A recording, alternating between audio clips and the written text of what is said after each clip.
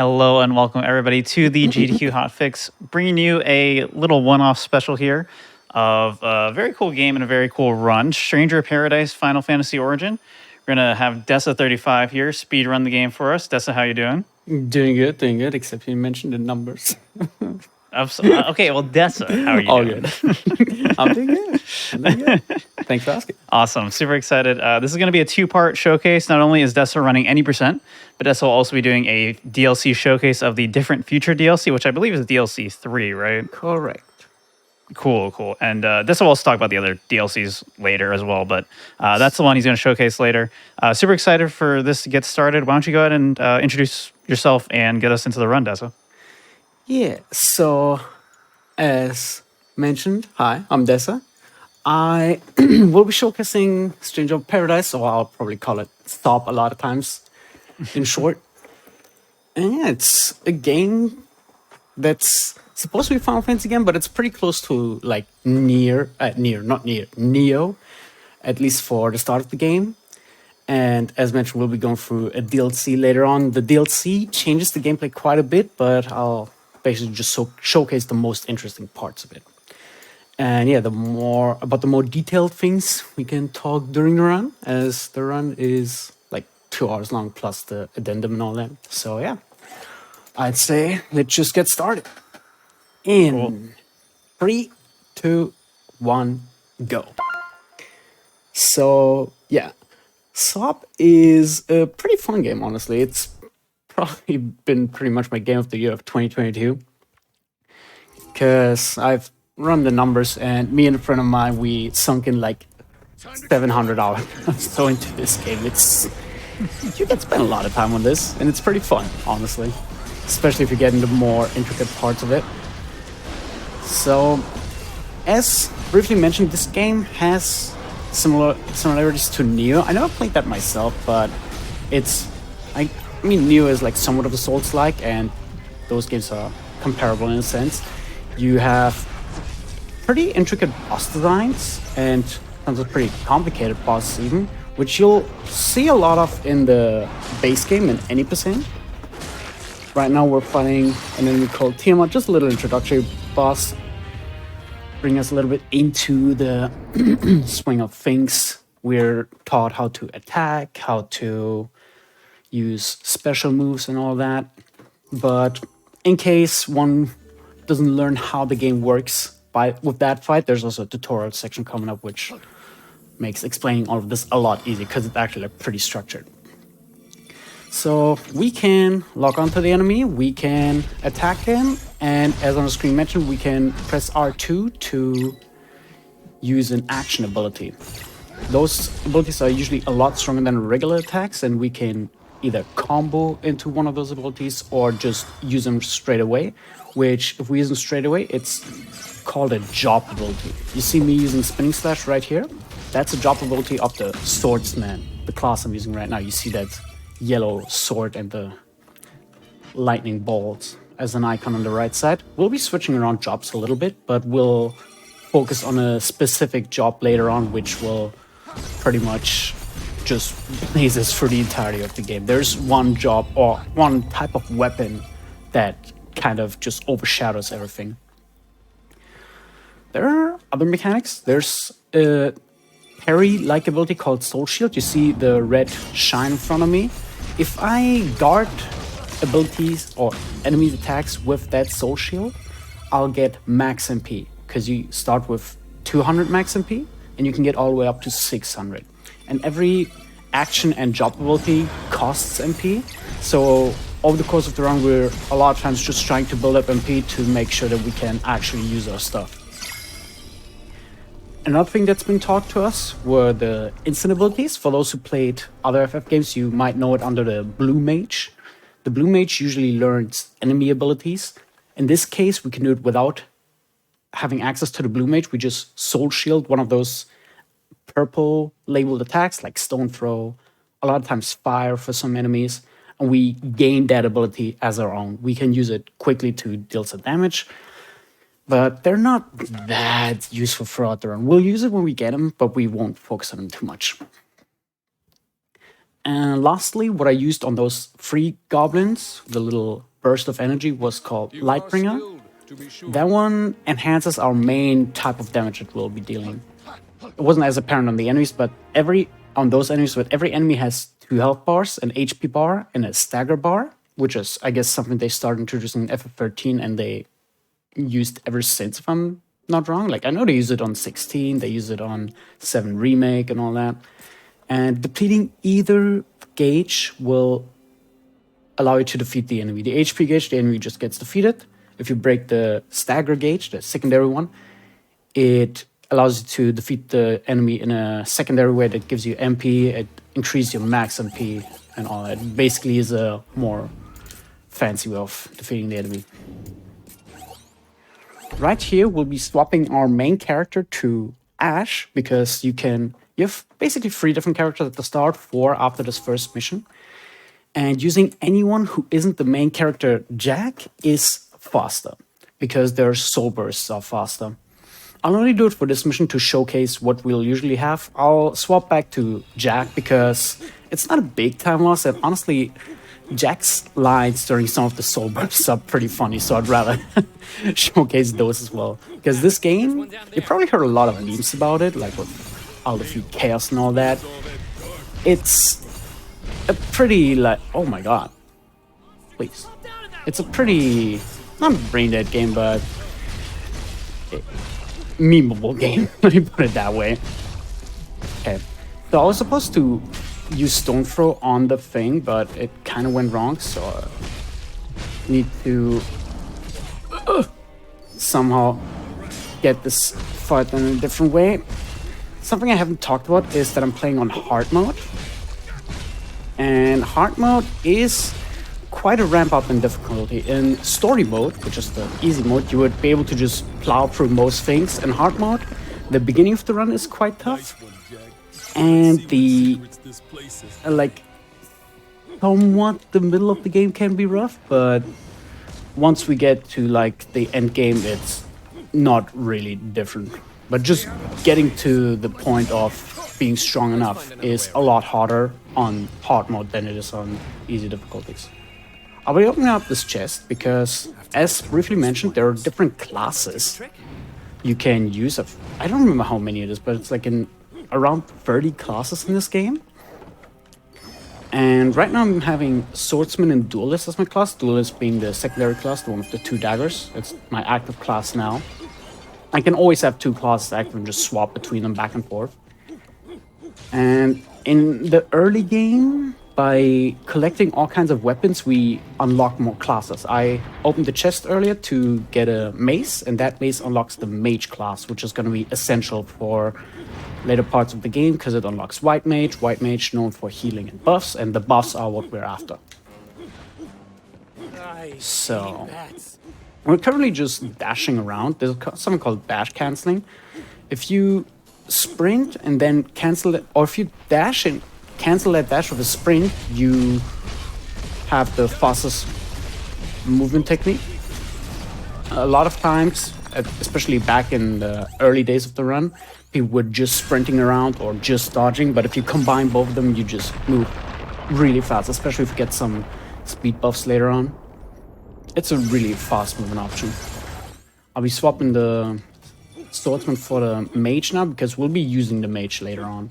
We'll be using it for multiple reasons, but for now we just need to level it up to unlock some more classes later on. Right. Now we're making our way through the Chaos Shrine. We'll be seeing this place a few more times throughout the run, including the DLC, that is.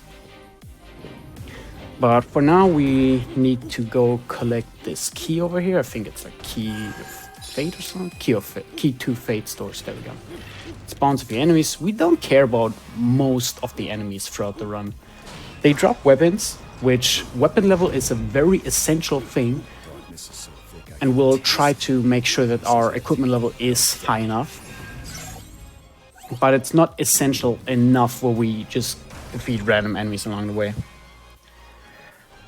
Oh, I didn't optimize my equipment now, which I wanted to do, but that's fine. I'll be doing that later, because now I'll be showcasing the first boss, the Chaos Advent. I'll be using the Lightbringer that I introduced earlier, which is a way to deal a lot of break damage, which is the yellow bar. You see, I will mainly focus on that throughout the run, and most of my moves are geared towards dealing damage to that. Especially the Lightbringer, the little power-up that I'm doing here, it's especially good at dealing stagger damage. So right now I'm trying to soul shield the attacks in Mage, because Mage gives us more max MP with every soul shield, while I'm trying to attack mostly in Duelist, as it deals more damage. Okay, now I'm getting a so-called Soul Burst. Every boss has, most bosses have 2 phases. You see the health bar just deplete halfway, which introduces the second phase. That way you can't just cheap shot the bosses, but you have to, like, I guess, properly fight them, because you can't just one-shot them. There will be at least 2 attacks involved, even if you're completely geared up.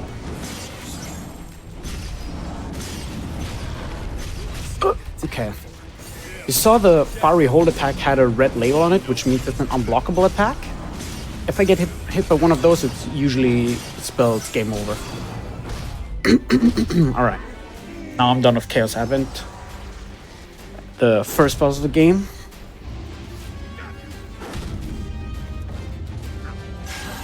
Yeah, I explained a lot of mechanics, but I mean, it's a JRPG. This game has lots of mechanics and it's not like your typical jump and run where you have a lot of mechanics that can be self-explanatory. I'm picked up by watching the game. The whole game is, for those who don't know, this whole game is kind of based on a mission system. So throughout the game, you'll just be thrown around the world map, starting missions, going back and forth, which makes it pretty easy to like practice or like know when to, how do you call it, when to do certain things. It's easy to differentiate different levels because you can just practice this level, practice that level. Don't have to look too much between 2 different levels. Like if I do this wrong, does it affect this level? All that kind of stuff. And the whole run in itself kind of builds up on this mission structure, because every mission also has its own level, a mission level. And if our equipment is too weak, or equipment level, because you might have briefly seen when I flashed the menu, every piece of equipment has its own level. If my equipment level is too low, I will not be dealing a lot of damage. So I'll always try and pick up the drops from the enemy, from the bosses, and the enemies that I do kill along the way, because they will give me equipment that is equivalent to whatever area I'm in, ±2. So it'll average me out for the next area. I won't be too far behind. Right. Now with all that talk done, we're about to enter a second mission, the Pravaka. You might, for those who played Final Fantasy 1, you might notice some similarities, because we just visited Chaos Shrine, then we visited a town called Cornelia. Now we're entering a city called Pravaka. This game is basically a prequel to FF1, how FF1 came about, which is interesting that they decided to do something like that. But honestly, I love it. I love that they even thought of trying to make a prequel for that game. We're gonna see the job tree. This is how we level up our classes. Like right now I unlock White Mage by using the levels we got on Mage. I'll be unlocking White Mage, optimize my equipment, and for the third link combo ability, I once again mentioned like several mechanics at once, I'll be equipping Aftershock. After every attack, whether it be the first, second, or third hit of our combo, I can connect different command or action abilities to that slot.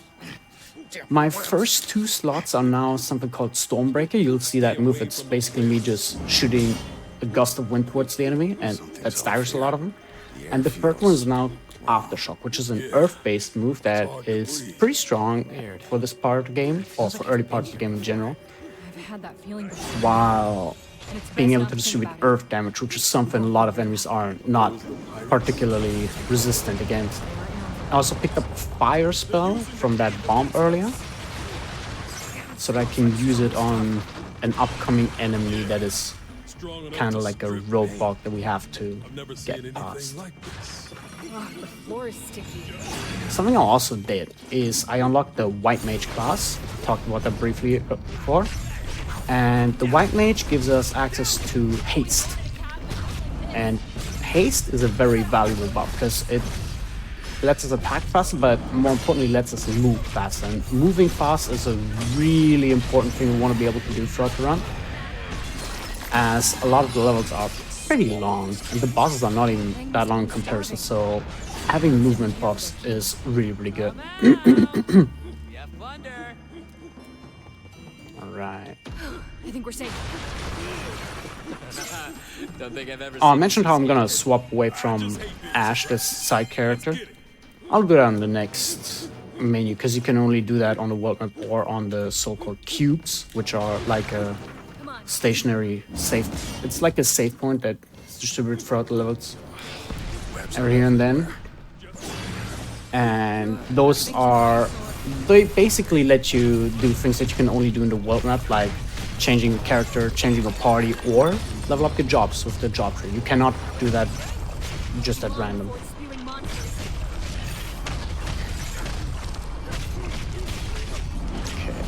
Okay.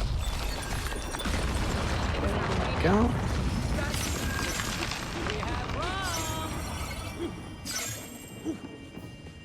Now, menuing once again, I picked up a chest earlier which gives us the katana, and that katana unlocks the Ronin class. We want the Ronin class for multiple reasons. A, it gives us access to Summon Tachi, which is a very good ability to damage enemies. It gives us more damage, and while letting us, making us take extra damage as well. What was it? Road to Jack, there we go. Put Ash back in. There we go. Yeah, that was all.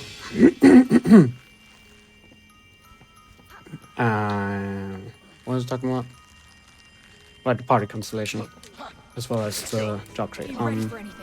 Yeah, Summon Tachi is an ability that we'll be using a lot throughout the early parts of the game, because it's one way to increase our damage passively. It's basically just a buff. We have to be careful because, as mentioned, we do take more damage while that buff is active, but it's well worth the trade-off. We just won't get hit as easy as that.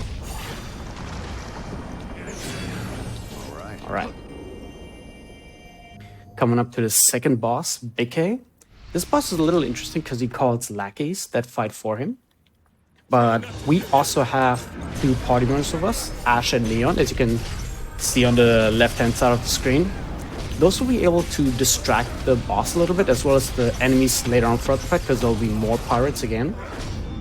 With the downside that BK, or boss in general, and enemies have more health and break. They have higher stats in general. They're just stronger when there are party members around. So later on, when we're strong enough, we want to try and avoid having party members with us.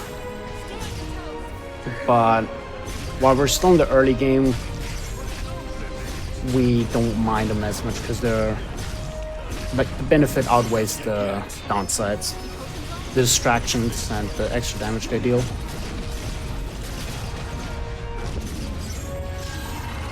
Oh.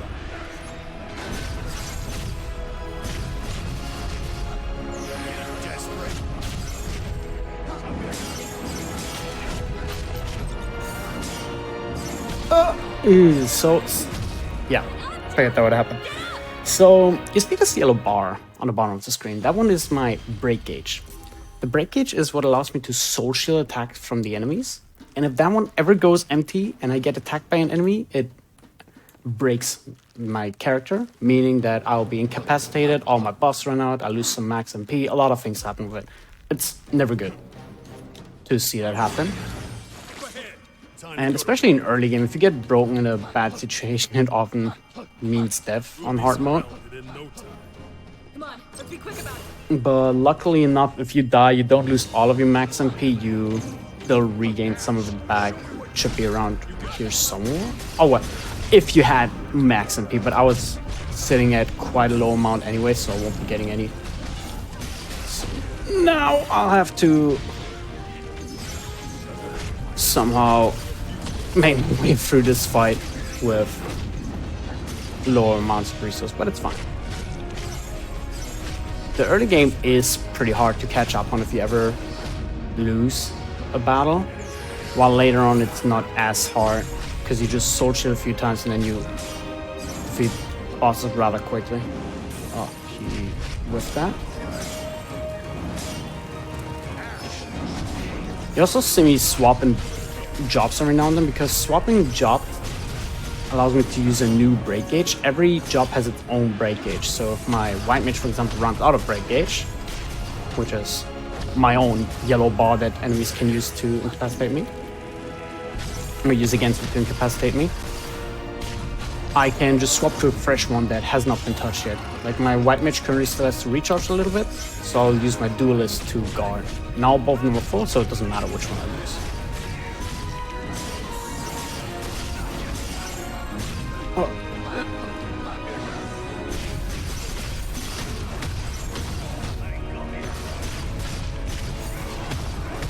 Right. Focus a little to not lose again.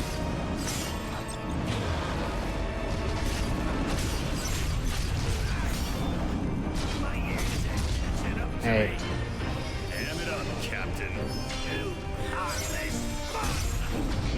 Be a little careful on that. There we go. Alright. Bosses give us a lot of EXP, so what I'll do now is I'll swap my white mage to pugilist, because a lot of jobs give us, or most of the jobs give us some kind of ability or benefit. Every job has its own little benefit. And Pugilist Deluxe is one of the jobs we want to have for late game called Ninja, because Ninja has an ability that lets us not take any damage. And along the way, we also get a few abilities that we can use to buff ourselves in other ways, like dealing more damage, restoring more MP of soul shields and all that. All right, now we got past that. We're in Western Keep, which has the last like difficult boss where we're still pretty underdamaged. But once we're past the Western Keep, we will be able to defeat boss pretty quickly. And you'll see what I mean in a bit. Could be something good in here. Now the Pugilist level up, I'll also swap back to the Mage, because the Mage has haste. And now we'll be running around a little bit. Someone in chat was asking if there's any big RNG elements in the run. So, our main weapon of choice, which is a class that we just unlocked from beating Big K, will be Axe. That did the trick. Because the Axe is used by Marauder and Berserker. Plus, the Axe allows us to have certain combo abilities that are extremely weirdly scaled to the point where they, even when you're quite under level, deal ridiculous amount of damage with a few buffs. And you can be quite underleveled and still deal decent damage, but eventually if you're like, let's say like half the recommended level, like you're at level 110 area for example, and you have a level 55 axe, you'll start noticing that your damage is falling off. So the biggest RNG element, aside from of course enemy patterns, would be getting axe drops. There are two axe drops that are consistent. The first one being from the boss that I just defeated, from Big K. The second one being in the next mission, which is a level 34 axe. After that, we just hope to get more axes. And I guess the lowest one that I'd be comfortable with would be like a level 50 to 60 axe. Getting anything around that would already be nice. Anything above that is, I guess, not unreasonable, but still some kind of luxury, because you can never bank on that. Most of my strats are also built around like having weaker axes, because you can never hope for, like, you can not always have the same equipment for this. So that would be the biggest RNG element. It's not like super impactful on hard mode at least, yet, because it's not as optimized yet as, for example, story mode is. But in story mode, it hurts you a lot if you don't have the proper axe. Wait, not Pilgrim. Marauder, there we go. I have like a level 14 axe, which is really, really good. I'll check if I have any useful equipment, which I don't. And now I'll quickly distract this curl.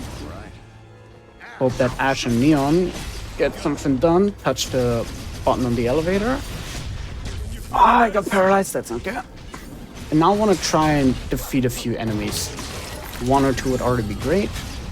Getting rid of the curl would be really, really nice, because the curl has the best chance of giving us really good equipment. We're waiting for the elevator anyway, so we're just trying to get some stuff here. I got pretty much everything except for shoes and axe, I think. Yeah, so we're still running around with really weak shoes and axe that we got consistently, which is nice equipment. That's one of the only times we kill enemies, but also just because we have nothing else to do. We're waiting for the elevator to arrive. Look, cute. Now we're gonna once again use the cubes to go into Swordsman and unlock the Reinforce. You see that I need to level up classes to unlock stuff like Reinforce and all that? It's inconsistent what level my class will be at, because every piece of equipment can have so-called affinities with them, which can give you benefits that other classes would usually inherently have, like stats or more break damage or something like that. Oops, not good. But it also... Oh, come on. It also means that if you have, for example, a swordsman, like let's say rope or weapon or something like that, that class will also gain experience along with your main class. So the EXP distribution is basically based on what kind of equipment you're getting throughout the run. The variance is not that big, but it's enough to where some stuff can play out a little bit differently. Okay, so now that I have the axe as a weapon, I can use the axe weapon links, which, as you see, for example, Sunring Blow, it deals absurd damage. That's because it's a charge attack, and charge attacks are pretty unbalanced in this game.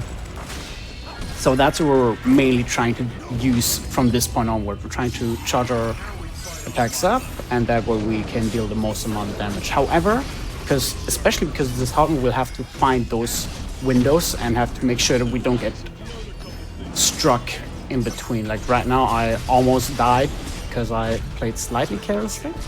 It's not that big of a deal. I can check the rectangle that the enemy has on it. For example, right now it's blue, which means one of the party members get targeted. The main reason we have them with us, because they are distractions at this point. Though I did get a little bit careless there, so I died, but we can just try again. Doesn't lose a lot of time to just try again.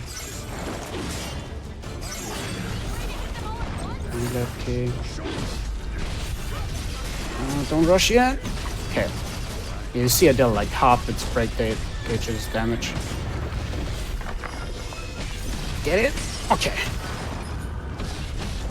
Okay, I still have my buff, so that was a really quick phase 1. Now I'm trying to get 3 Sunring Blows out to get phase 2 done. But for that, I need him to target Ash or Neon. Thank you.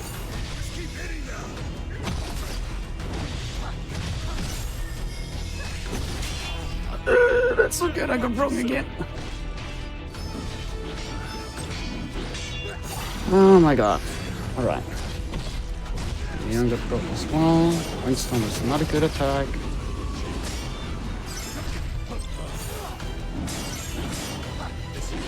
Okay, I'll wait for them to target one of the other guys. Turn around. Thank you. Almost got flipped by that. Okay. At this point I don't need the charge attack, so I'll just take it safe. There we go. As long as we get through the fight, it's fine. Alright. RNG elements were mentioned earlier, by the way. There's one thing that I forgot. The Anima chart. You can level up classes by either using them or by using so-called Anima shards. Animal shards are basically like HP candies from Pokemon. I guess that's the best comparison. But they're inconsistent throughout the run. Because you get some of them from extracting accessories, but you also need a few more or a few less between two different runs. Like sometimes you need more, sometimes you need less. This time I needed to use something to unlock the Thief class. On Pugilist, sometimes I don't have to. Right now I don't have enough to get Fleas, so I'll just ignore that part and only equip White Mage again to have haste. Usually what I would do here is I would unlock Flea on Ninja, and that way I'll be able to move faster. But given that my animal shard count was too low, I had to delay it. I'll just do it throughout the level later. I've been here before too. So you know where to go. Not really. Alright, so this is where it starts, where we kind of overpower regular enemies. You'll be seeing a lot of times if there's a random enemy that I just want or need to defeat, I'm gonna pretty much be one-shotting them because the axes are really, really strong. So most of the run is knowing the level layout, or big part of the run is knowing the level layout and knowing how to buff properly, moving around quickly, knowing how to deal with the regular enemies quickly and the gimmicks in each level, because right here we need to like touch those weather balls to change the weather. While the, I guess, quote-unquote secondary part of the run is knowing how to fight the bosses, but usually the bosses are manageable. Especially if you're playing like story mode or something like that. Now hard mode's a little more rough, but I would say the movement is a lot of times harder. Unless you're talking about the first 2 or 3 bosses in the run. Those are pretty difficult. So now I'll touch those cubes, and I'll get the Flea ability that I couldn't get earlier, because now I have enough animal shards. The animal shards, I get Flea, and I put it on my third command ability slot. You have 4 slots. The fourth one is always, how do you call it, taken by a bringer ability, which in our case is Lightbringer, and throughout any percent it will be Lightbringer, but later on there'll be something called Chaos Bringer that we'll use to grind, and Dimension Bringer, which we use for the majority of the DLC later. In this case, that was an enemy that I had to defeat, so I went ahead and got its drops, because it's not unlikely that that guy specifically drops an axe, so I'm kind of just hoping. You also saw me buffing a little bit earlier. You usually want to try and chain it in a way where you buff whenever your buffs ran out. I did a little bit early, just to, honestly don't know, I should have done a little later. But it's not that big of a deal, as long as you know the layout, because you'll be running out anyway.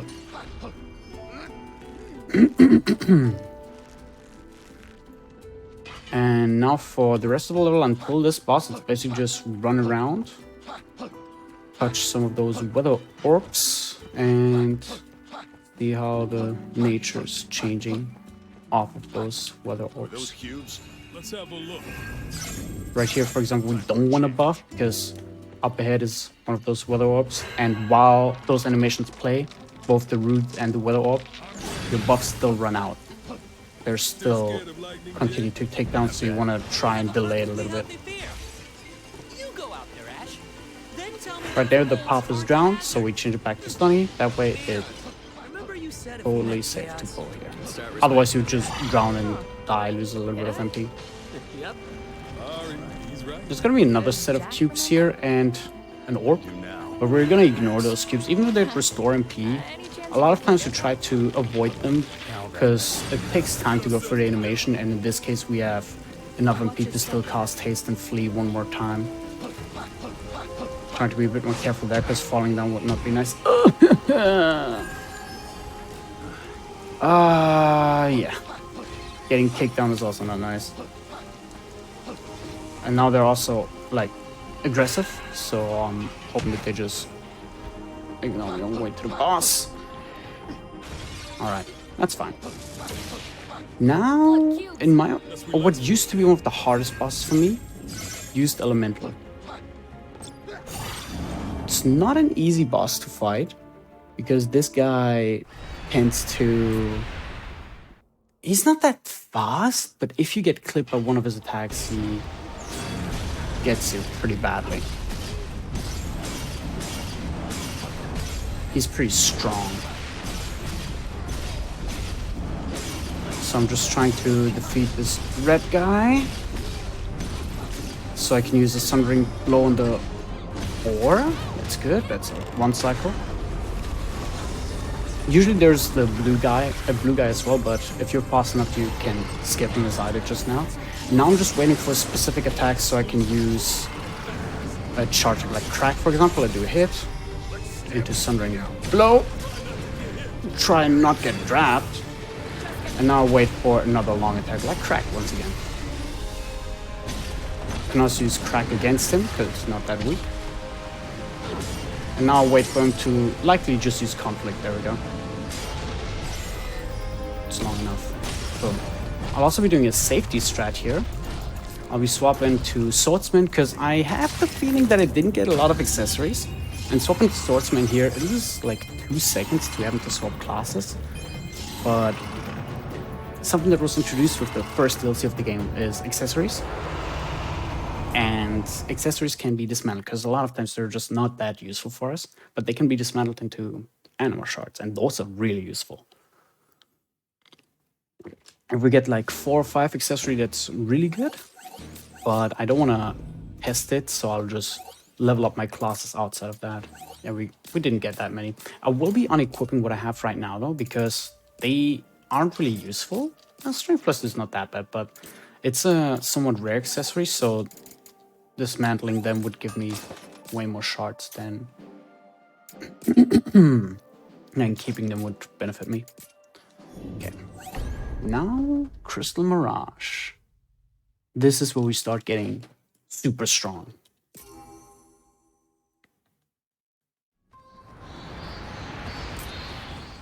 Yeah, there's a lot of mechanics in this game to just go over, so if you haven't played the game, a lot of it is likely very confusing. Asto said there'd be a crystal at the top of the tower. Something I didn't mention to this or about the sprint dashing is that if you're not in combat, the character tries to put away the weapon. So you either like roughly know the timing when the character will put away the weapon, or you just, I guess, sprint dash properly, which is very, very, very hard. You usually just want to know when the character puts away the weapon because the putting away animation is pretty bad. It slows it down quite a lot. So you usually just want to know when that animation plays. And now we have a Mad Ogre, which is honestly a pretty tough enemy to fight.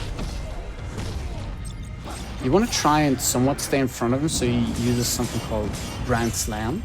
And if he then grabs one of your partners, then you kind of just get free hits. Even if he misses though, it's not that bad. It's just better if he does get a grab. Our attack is not that nice.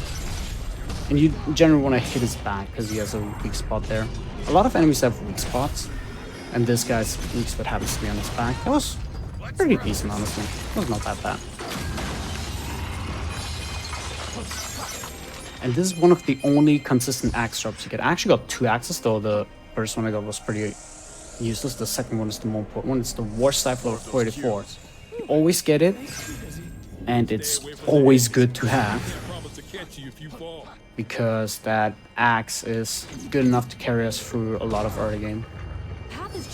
Okay, now we need to interact with those lasers. If they get hit by an elemental spell, they burst out a laser beam, and that laser beam destroys crystals throughout this level, which those crystals are used to create a path once they're destroyed.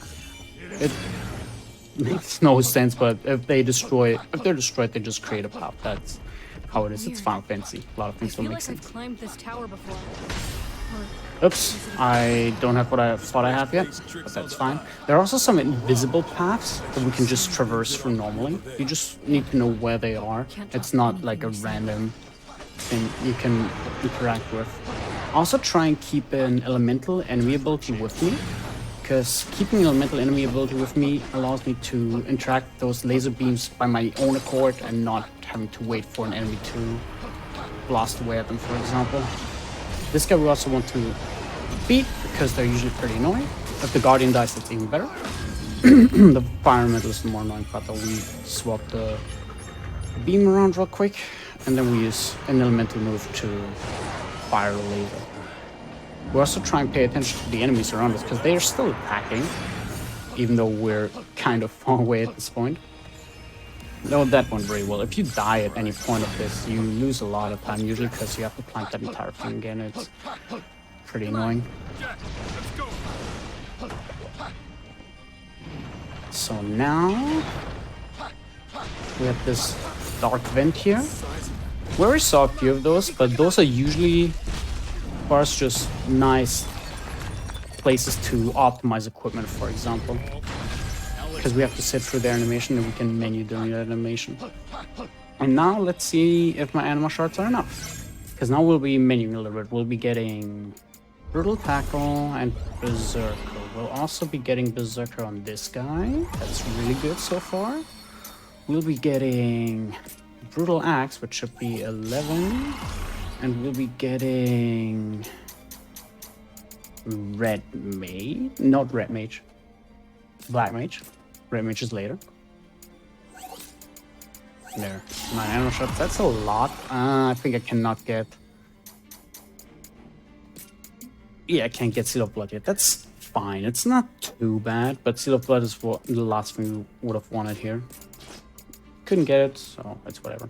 We did get a few common abilities, so we got Cyclone Rush and Brutal Tackle, which are gonna be our main abilities throughout the rest of the run. We also tried to get something called Seal of Blood, which would replace Summon Touchy, because it's a better damage buff. But we didn't have enough animal shards yet, so I couldn't get it. I'll just get it before the next level, because I'll get an animal shard from this buff. We don't want to see him fly at the start, because it delays everything a little bit, but at the same time, him flying is not that bad, because it leaves us with enough time to attack. Like, I can charge up my move here. I hope that he doesn't stagger me, but Camera can also play the battle. Oh my god, he silenced me. Well, that's something that can happen. Guess I'm just gonna charge up him.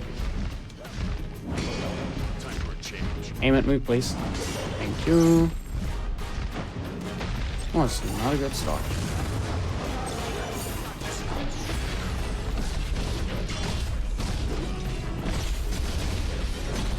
Okay, at least I gotta be staggered like that.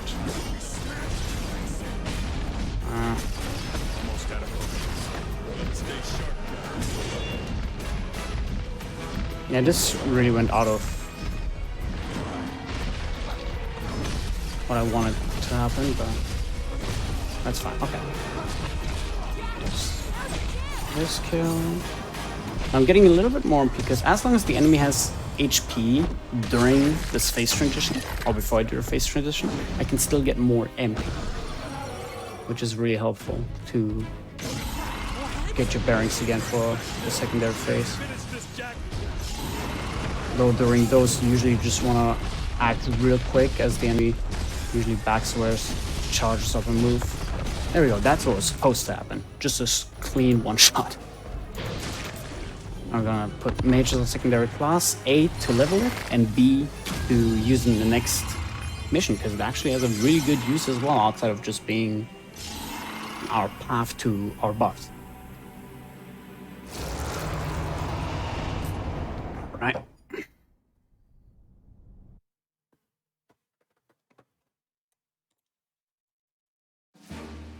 So, Flying Fortress. I'll go and get Seal of Blood now, because I should be able to now.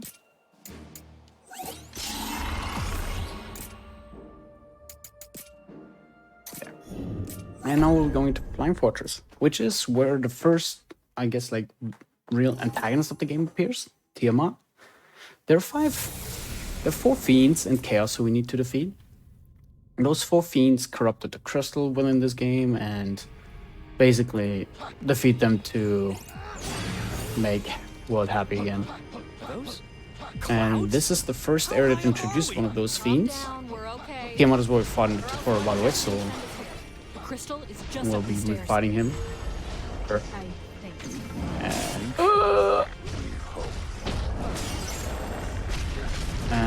Yeah, this is Tiamat's area. What? We usually don't want the enemy with us, but it's not that bad because it allows us to get some MP up fighting him. Which usually I would have done through mage. I'll show it in the next elevator. Sometimes if he gets with you in the elevator, it can get really dicey. It's just But how this I am. one, well, More helpful. we still have our side characters with us, but we'll fix that in the next mission. Because again, the side characters make the enemies stronger. I think we're safe. But for now, they serve as distractions. Right.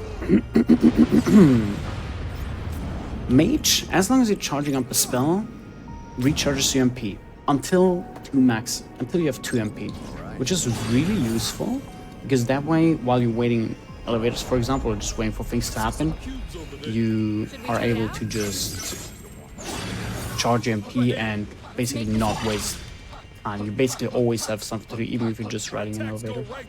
That way we can use haste and flee more often. You'll see it on the next elevator because they'll be using it again. I use the elevator, I'll charge up some MP by holding a spell. And once I'm at 2 MP, I'll swap out mage because now I'll be needing some damage again. So Berserker, Time for a change. haste. And now destroy this and hope to not get distracted by other enemies. Okay, that will work. Good, good. This can go really bad if you don't pay attention to what the enemies do, and sometimes you can't pay attention to what they do. So sometimes you just have to gamble. But this next part is even worse because we have 3 switches to interact with. This is the first one. That one's nice. But then there's the second one, which you usually get hit the ring, especially if you miss the switch. The guy just did. And then there's the third over at the elevator, which will be nice now because the ogre actually moved, but usually the ogre's straight up in the way and annoying to deal with. So I'm trying to defeat some of those guardians now to get MP and equipment. Got some equipment, which is nice. That's like having 3 enemies down is actually really, really good. That's more than I usually get. And as soon as the elevator said, we just leave.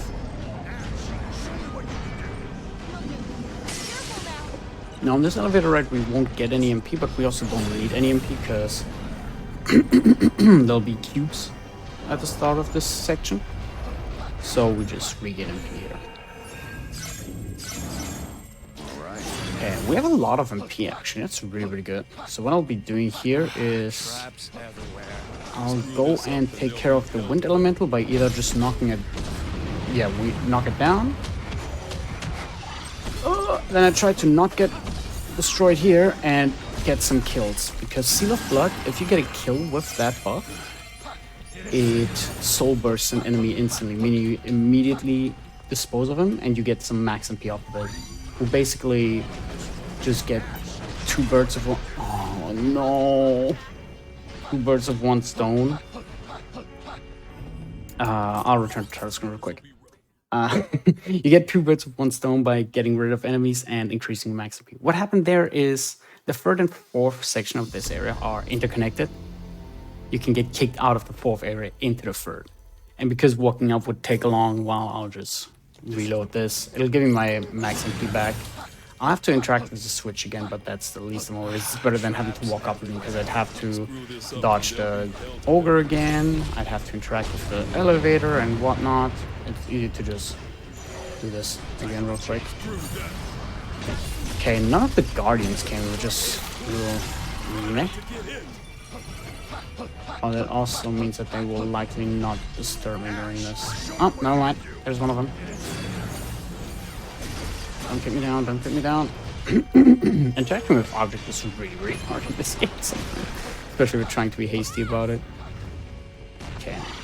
I usually want to try and get to this last section, which is going to be the boss fight with 6 max MP. 5.5 is really, really good though. You sometimes can get to a 4.5 MP, which is not ideal. but I would say anything above 4 is more than enough. Almost at the top. Interacting with the cubes one more time to restore MP. And now elevator right. If you hold a spell long enough, you usually get a stronger version of it. In this case, we have to wait for the elevator anyway, so we just use Hastagar. That way, all our party members get buffed. And now it's Tiamat time. We already saw her during the tutorial. And now we're gonna actually defeat her. Ash, show me what you can do. Will do.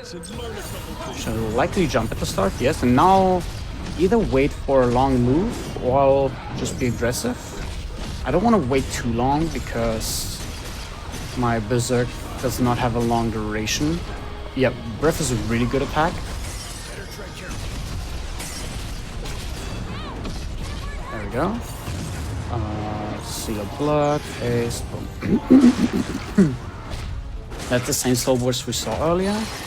The reason the fight didn't continue the tutorial is because within the story of the game, we died on that tutorial. Wait, what? But now we learn that we can dodge the move that Tiamat uses as a retaliation. Oh wow, Whirlwind's bad. So yeah, we dodge it and now there's a second phase. Which the second phase is usually really hard casually. As with every piece of damage Tiamat takes, she's more and more likely to use Regenerate. She can just regenerate her HP, which means you either need to deal with all her, with her entire break gauge or her HP gauge and somehow get rid of that. But that's what she can regenerate. In this case, I got the unfortunate situation of her actually getting Regenerate off. Usually you want to one-shot her, but she dodged my move, so I'll have to play it out, casual it out now. But as long as she's not killed, so 1 plus is really good. Yeah. She can regenerate, and if she ever gets Regenerate off, it usually means that you have a bad fight, because you'll have to clean up very hard. Oh, I got an axe, really good. Alright, so far my axe luck has been pretty fine. But it's the first time I was able to get relevant axe. It's not that big of a, how do you call that, accomplishment yet. Alright, now we get a little bit of a split path. There are two sets of 2 missions each. We can choose which one we do first. We do the Earth Crystal first, because these missions are much easier. We kick out the other 2 dudes of the party. Oh, I forgot to swap something in. That was not smart, but it's fine. We'll fix that later. And now we go into Hollow Massive. This is where we are basically strong. This is where we're really, really strong, because now we also don't have party members, so the enemies are also not buffed. What's up? Plus, we basically have our endgame kit even, except for one more thing, but that's more for survivability instead of We are quite damage. perhaps we may even have the Oops. chance to trek through oblivion. You just want to get rid of this Chaos Vent real quick. Don't even care about what the enemy drops, just move. This level is a lot of just moving. My stomach. You know, I feel like I might be pretty good at climbing. So Don't we're be getting so up here to sure. those cubes, and then there's a little avalanche that's supposed to happen to create a path for us, An avalanche. which Be means we careful. will have to wait a little bit. And during that wait, there are different things you can do. I usually like to use Seal of Blood here, but you can get interrupted and die real quick. So it's also really risky. Yeah, I am very happy that the avalanche didn't actually break me. I actually got super lucky that it broke 2 of those wolves, so I was able to get some soul bursts and get a lot of MP. Because the boss of this area goes best if you have max MP, but it's not guaranteed, given that you have to either soul burst the other enemies and get a max MP that way, or just soul shield a lot of their attacks. I can barely see a thing. But it went pretty well. Made it through there. Shall we take a Okay. Now we have more cubes here. quickly use Berserk, because Berserk is the best buff we have. The reason we use Berserker. We'll get rid of this Chaos Vent. We'll see that door again later, but that's not until next DLC. We first got to this mountain. Then we move here, and there's a big wall which Thought of scaling this. breaks once we defeat 3 additional Chaos Vents. But those are destroyed by just using an R1 and then an action ability, in this case the Cyclone Rush. But first, let's clear the field. Oh, I got another axe. I'm getting pretty lucky with axe drops so far.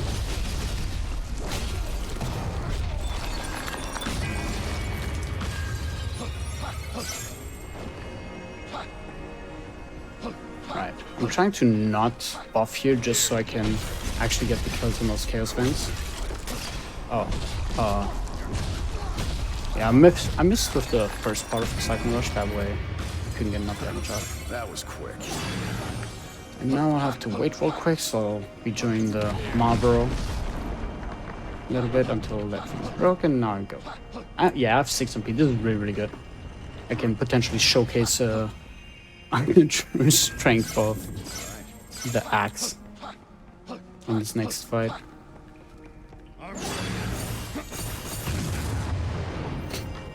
As this next fight is probably one of the bosses. Slightly depends what the enemy does, but not overly so.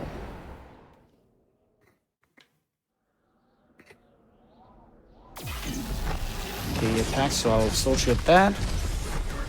Then I brutal tackle. It's creating sludge. Afraid not that, but I did get hit, which is not good. Okay, it kind of went out of whack. Phase 2 is gonna be faster, I swear. We're running out of room. There must be a way to get rid of Okay, I'll get some EP back.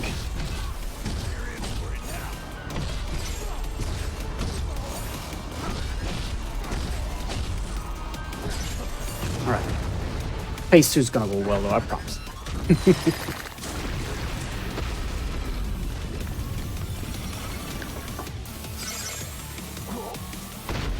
Because we're gonna run behind him. He's likely gonna be using Criticifying Roar. Not even. He has a lot of hitboxes in his backside. He has his main hitbox, and he also has 8 claws on his back, and each of them have individual hitboxes. Destroying one of them stuns him. However, we have a big enough AoE attack to, if we position ourselves properly, hit all of them simultaneously, so we basically deal 9 times the damage. Which is pretty good. That way we can just dispose of him. And I forgot once again to swap jobs during that kill animation, but it's fine. It won't hurt us for sure. Okay. I think it's one more mission and we're at the hour mark, right? Somewhat. Still a little. Yeah, we're like 56 minutes right now. Yeah, after this mission we'll be at the hour mark. Yeah. So, something you might have noticed, in case you didn't already know the game, these areas have been modeled after areas of other FF games. For example, the Chaos Shrine, of course, FF1. Then there was Pravoka, again FF1, but modeled after FF14 area. I don't know which one, I never played that. Then there was Western Keep, modeled after the FF2 Final Dungeon, I want to say, but I never played that either. Oh no! Please don't! Don't do this. Leave me alone. Uh-oh. Oh, he whiffed! Sucks! Okay. I could have died 10 times there, but I got super lucky. This area, which is why I thought of that in the first place, that little analogy, is modeled after Rape Walls 2 in FF12. Let's go. Which is pretty cool that they basically have an Easter egg for each of the FF games. So, these walls you might recognize, usually those are bosses in FF12, but here we just have to defeat 2 of them. All of them also accompanied with enemies, which is good and bad, because it's good because we can get some MP, but it's bad because they're obnoxious, or can be obnoxious. especially these ones, if you don't do the kill properly, you can get into a hairy situation very quickly. But both the worlds went pretty well. Now we want to move close enough to this griffin on the pillar so that it actually jumps forward, because if we don't walk far enough, it actually jumps backwards, which is bad. And if you walk too far, those earth elementals have enough time to attack you, so you want to kind of find a middle ground. It's usually like at the end of those railings that accompany you on that path. I know what it can do, but I'm gonna skip over something that I would usually do in a full game run because we're currently just doing 80%. But this mission, do you remember anything about in on most missions you can find you know what, I'll actually show it. You know what, I'll just show it. It doesn't take a lot of time. When you're old and gray. Most missions Get a job. have little orbs, and talking to those orbs give you snippets of your characters talking, but in a more like distorted way. The story behind it is that, I'll spoil it because it's a speedrun, in about an hour I'd talk about it anyway. Which was the orb I just talked to, by the way. You're basically playing just a certain cycle of this event we're going through. All of this has happened before, but we're playing the one cycle where the protagonist accomplished their goal, which is ridding the world of the current bad, as they define it. Bad because you can somewhat interpret who's in the right and who's in the wrong. But they basically don't want to have other people play God, so they play God themselves. And that leads into us going through this cycle over and over and over again. Collecting those orbs basically gives us back memories of some of those previous attempts, which allow us to unlock extra missions. And collecting that specific one is really important for a full game run. Oops, that was not supposed to happen, but it's okay. A full game run needs to grind a little bit later on, and that grind happens in the mission we just unlocked. I'll be showing off the grind later on. It's in Hollow Massive, but you unlock it here.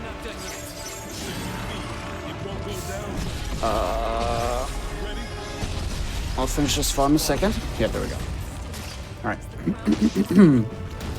And yeah, basically just we unlock memories from a different timeline that we unlock missions. Yeah, Lich is where we once again can showcase how strong we actually are. You're supposed to buff a lot more, but it's a really easy fight. Depending on how he opens, we counter with either Cyclone Rush, the little twirly move, or Brutal Attack, which is what we've been mainly using, the little rush move. And in phase 2, at the start, we just try to stay away until he does a move, because if you stay away from him, he's likely to use Putrid Ground. And if he uses Putrid Ground, he's just going to be stationary for long enough where you don't even need to buff and you defeat him. He's pretty weak to the type of damage we're doing, because each of the Souls games have like strike, slash, and piercing damage. In this case, I think it's strike damage that we're dealing with the axe and his arm moves. And that's what Lich happens to be weak against as well. He folds real quick. Alright, now before I'm starting the mission, I think we could have a little break here. Yeah. Do you want to just like count down a pause? Sure. Or is it ready? 3, 2, 1, now. Cool. Sure, let's do it that way. Awesome. Thank you so much. So yeah, we're going to take a quick break here before we get back to the second half of this run. Again, this is part one of two of a Final Fantasy Origin Stranger Paradise showcase. So after the 90% run, there's still going to be more. So definitely don't get sad that this run's already halfway over, because there's still more content coming. Some quick announcements before we go to that break. One is that prize submissions are live for Awesome Games Done Quick 2024. If you are crafty or have a unique gaming prize that you would like to submit, go to gamesdonequick.com for more info. Submissions close January 1st. And also, you can go to gamesdonequick.com/hotfix to learn about our shows and see what's coming up this week. We'll be back in just a few minutes. Take the opportunity to get some water, stretch, do what you got to do. Hello and welcome back, everybody, to the GDQ Hotfix. We are in the middle of a Stranger Paradise Final Fantasy Origin Speedrun showcase by Dessa. A quick reminder before we get back into the run, if you're not already following Dessa on Twitch, please do. do so. If you're watching live on Twitch, it's really easy to do. You just hover over Dessa's name on the title and just click the little heart. If you're watching after the fact on YouTube, you can just click the description and get the link there. Definitely follow Dessa. Great runner. Take us back into the run. All right, so we just left off with basically like the halfway point of the game. We just defeated one of the second one of the main bosses here, and now we're going back into the second part of the split path where you notice that you are basically just given a decision on which set of missions you want to have easy and which ones are harder. But I'll explain more throughout the run, so I'll just continue in 3, 2, 1, go. Before we jump into the mission, we are gonna go ahead and unlock Ninja. Now, I forgot to swap a few times, which shouldn't be too big of a deal, but it will hurt me a little bit later, probably. I want to unlock the Ninja class for the next boss, because that boss is pretty rough if you don't have Ninja. Which... Alright, okay, I just got Samurai, so I'll dismantle some more accessory. Oh, I have an accessory equipped. Let me get rid of that. Love and backups. I'll go and get Ninja and Samurai, which should be, 13. And now we have Ninja, which is essential later. Not yet, but for the boss fight. Gonna go back to Berserker. Oh, we have a great sword, so we have to swap away. If you optimize, which is something I didn't really talk about earlier, you can optimize in this game just to get the strongest equipment you have on you. It then changes out everything except for the weapon, which is really nice because we want to stay with Axis, and if it would swap us away from Axis, it would be pretty bad. Also, just noticed that I have a staff on. Oh, I can't see! I can't see! Okay, I just noticed I had a staff on my white mage, and that moveset is fine, but the club one is better. But yeah, the optimization feature is really nice because you can also customize what it optimizes, whether it's just the set you're using or like all the sets you have on you, which are, I guess, 2 sets. And yeah, so we basically just want to optimize whenever possible. It will not overwrite the weapon though, which is the good part about it. Okay, now this is where some reroute starts. Because I guess I'll try not to beat my horn too much of it, but it... Oh, I didn't get fire. Before I started running this game, which was like a month ago, hard mode was very underdeveloped as a category. Basically, we had like 2 people running the category, one like March of 2022, which is shortly after the game came out, so nobody really knew how to play the game fast anyway. And then the, I guess, main runner of this game, Relzer, who's still really active in this game, so like if you want to, not really active, but he still gets out some runs sometimes if you're interested in more runs, and I'm not doing any at the moment, maybe Relzer is doing some. So shout out to him to basically move forward other categories as well. But he also just kind of did hard mode runs with a loose route and what do you call it? Even looser enemy strategies. Well, the boss strategies are the route is pretty good. The boss strategies were not as refined yet, so that's what I kind of worked on. And this is something where I started basically putting some work into it, because what we're doing right now is we used to get MP for this fight, so that way we could go into the fight and just spam abilities immediately. But Ninja is able to use 2 really good abilities, Kaneshibari and Utsusemi. Names are not that relevant, but Kaneshibari is an ability that paralyzes the enemy if you build up the status effect, like right here. While Utsusemi gives us invincibility. You basically have multiple attacks that you can just straight up absorb and not take any damage from. But it doesn't matter how big damage would have been. So even if you just get looked at the wrong way, you lose a stat. But that also means big attacks will make you lose only 1 stack instead of straight up dying or something. So what we're trying to do is we use Utsusemi and paralyzation to our advantage, and especially the paralyzing part is something that was not used a lot beforehand. We'll use it on Great Marble right here. We basically just paralyze them in phase 1 to immediately get the kill. While for phase 2 we already have MP, so we can just beat them because we're strong at this point. Similarly with other fights later, DLC 1 specifically has a lot of fights that benefit from paralysis, but I won't be showing that. I'll be just glossing over DLC 1 because it was hard to fit the DLCs into a 3-hour time frame. It's good that we can at least showcase like DLC 3, which is, in my opinion, the best part of the game. And honestly, the part that made me learn this game in the first place. It's not even the any percent run that really caught my interest. It's just I basically finished the game and fighting the final boss. I was so happy with how that fight was. Until we find a way past With how that played out, I was like, I want to learn the game. I want to do that fight more often. The fire crystals covered in darkness. And me having worked with that fight a little bit, the fight is kind of a joke now. Because it's not really fast and it does not do it justice. But it's still really fun. I still like fighting him. If only for the music. Because the music in this game is also really good. Something that some of you might have noticed, battle music has not been as prominent right now.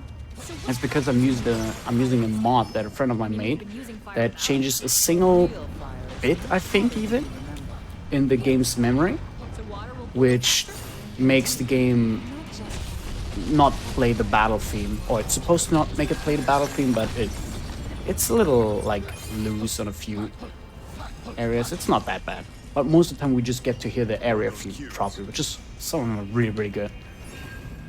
We're actually not far from my favorite one that I'm even bopping to in the car. Like I'm riding a car, I hear the music, I'm just headbanging the entire time. It's just that good. And yeah, the final boss theme, as I mentioned, is so good that I just love hearing it. But again, the final boss is kind of the reason that I'm running this game in the first place. That means the fiend's close. So, it's one of the Souls games, by the way. We can menu while doing something like climbing ladders, and there are not a lot of opportunities to do it, but whenever we can, we try to do it just because we can actually move while doing so. Alright, and now we have Marilith. This fight is also a little bit of a joke, just because we're basically as strong as we're supposed to be here, because we already defeated Lich, and the Lich path and the Marilith path are pretty much the same. I'm trying to delay my attacks a little bit so I can time it better, because Marilith will pretty much always dodge after my first 3 hits, which is the amount of hits I need for brutal tackle anyway. So I'm just delaying a little bit, that way I can go and time it properly. If I mistime my brutal tackle, Jack will be facing the wrong way, and I'll be just running off somewhere else. I got another axe. Wait, is my axe good? I don't even know how good this axe is, but I've been getting axes left, right, and center. That's really, really good.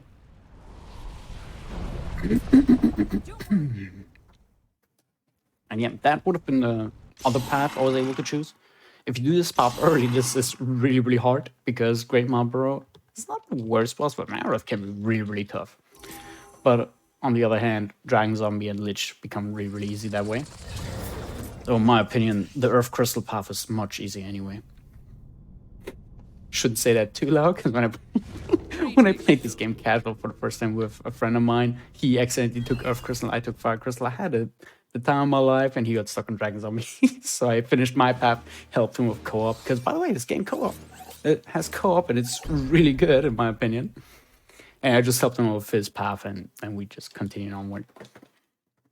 Yeah, this game has co-op. It also has a co-op category, but not all of the missions are co-op.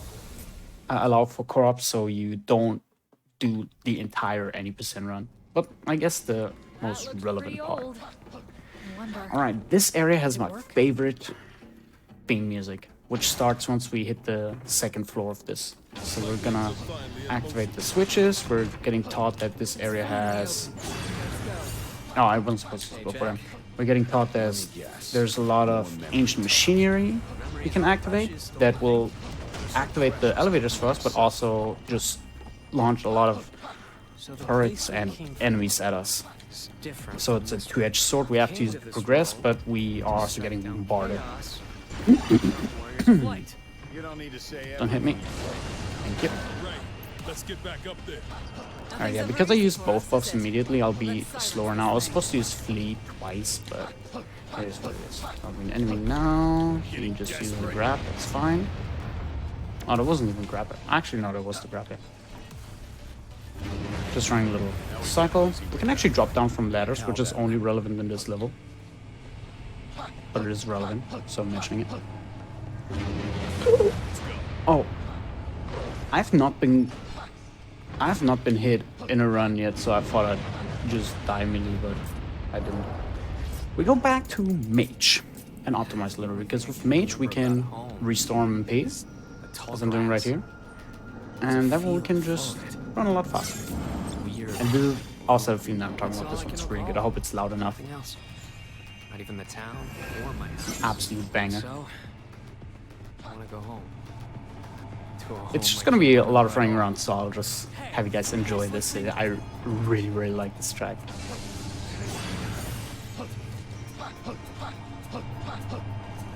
There you go.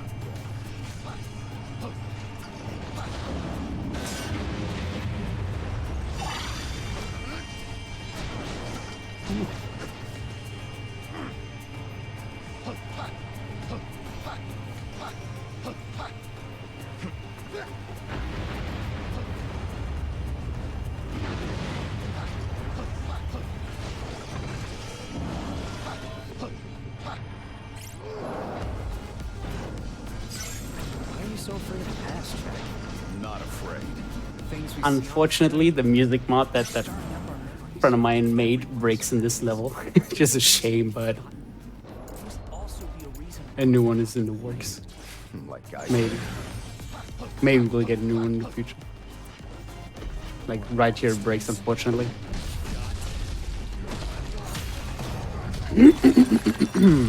That's fine. Music's good enough. I have it in my ear all the Aside from time. becoming warriors I of just light, really, really like this. I feel like we had a greater purpose. Do you two Get down there. remember anything? All right. So we're almost done with the level. Actually, it's a really short level. Getting the crystal. We now have a big laser beam over there that we just don't really get hit by. If we do get hit, we can soul shield it, but we generally just want to try and avoid getting hit by it. We also want to try and buff here because there'll be an enemy, and that enemy is annoying. So I'm trying to, okay, hit it with my Cyclone Rush. I'll be menuing now, putting on Ninja, and then I'll grab the equipment and optimize now. Because you cannot pick up equipment properly while you're in the menu. So I have to quit out the menu, go back in, and then optimize my equipment. That way I might get the stuff for the upcoming boss.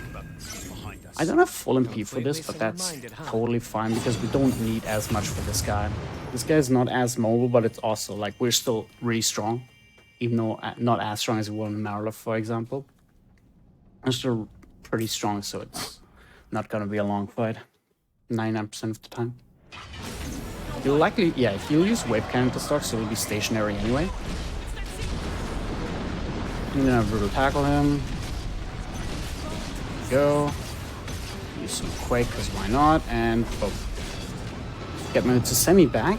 That way I can tank 3 hits again. The good thing about semi is it doesn't only block damage, but it also prevents us from flinching, which is the, I guess, more important part. Let's get to it, shall we? So I'm gonna try and keep it up whenever possible.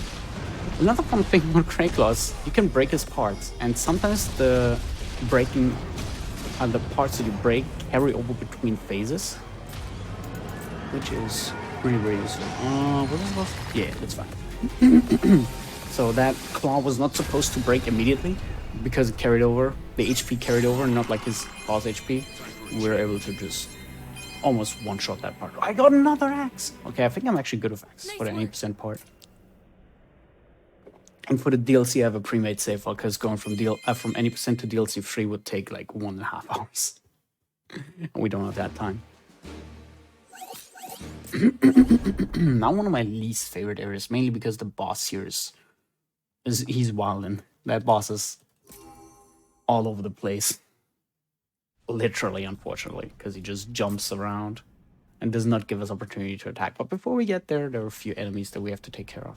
This is the one. This is also a little where We're in the ocean. we won't be hearing the area music as much. Where else would the fiend of water be? So something I'll use here is that during combat, I get to menu, which I'll use to optimize here. It's actually really important to optimize here specifically, because our maze now has electrical attribute. It has imbue lightning, which we always get from the previous mission. We'll always have this maze, meaning that we'll always have imbue electric. And having imbue lightning makes it so that the generators that I keep punching get one shot. Usually you would have to deplete their HP on punching them multiple times, but due to imbue lightning, the lightning attribute, we can just one shot them. I guess with the logic of the game, overload them instead of just thrashing them. You can also use a spark, but the attack is nice usually. I'll try and soul shield one more time to get some key. Get some key back here. And then I'll move to the next enemy. This is where this level starts getting a little Now let's keep going. difficult.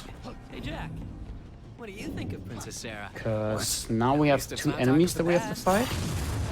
But we don't have that much MP to work with, so we just But I know I have hope that our attacks defeat them right away. And if they don't, then we're Really want to protect a little bit in a pickle, but it's fine. Yeah, got the soul burst. I quickly swap to ninja during this. Then I almost have enough MP. Yeah, that's fine actually. Want to get some MP back, but I got a really good amount from soul bursting that Sahagan Prince, so we're just gonna continue. Also, one of the only real movement tricks here, we dash here and hold backwards to basically just skip a ladder.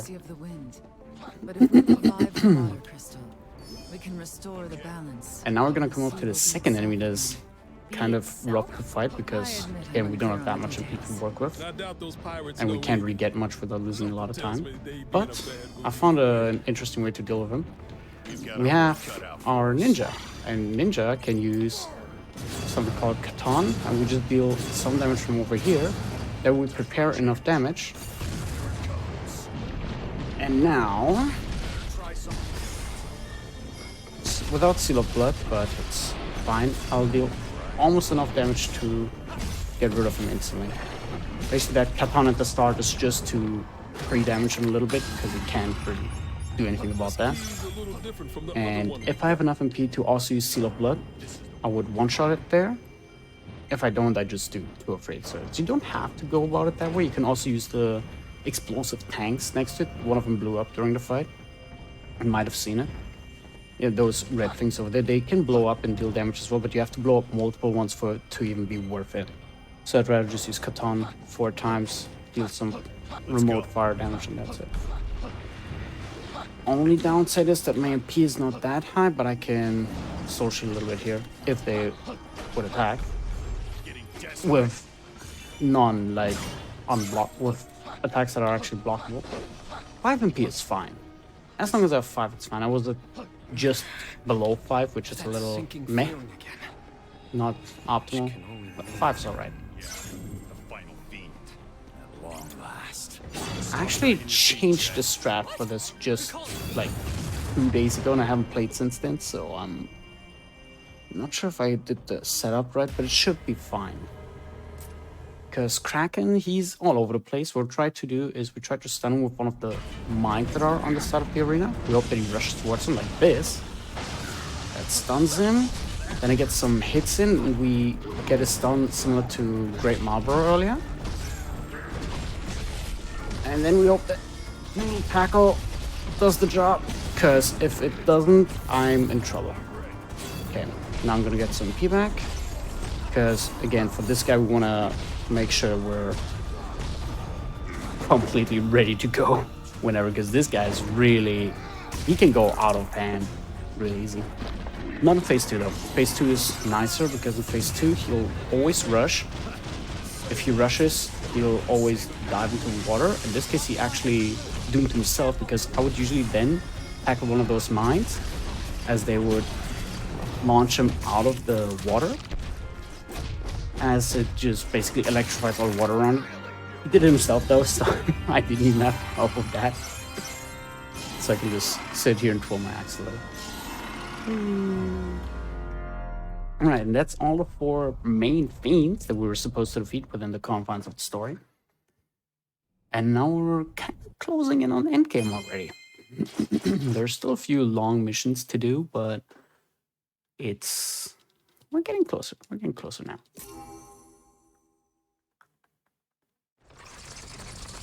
We're now back at the Tiamat area because this area, I never mentioned, but it's like kind of a main station where we can access the world map and where we can look at the situation of the world right now as it is. And we notice, hey, the main city is in trouble. Let's head there.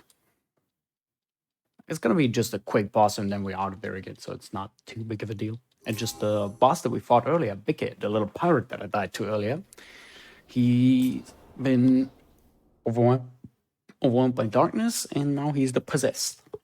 And we have to put him in his place. Nothing too crazy. The level after that, though, will be really interesting, because that's something where a friend and I, Big Sid, I tried to come up with a new strat for how to deal with it, as the boss was always kind of a RNG fest. And he had a pretty good idea on how we can get MP to not make it an RNG fest anymore.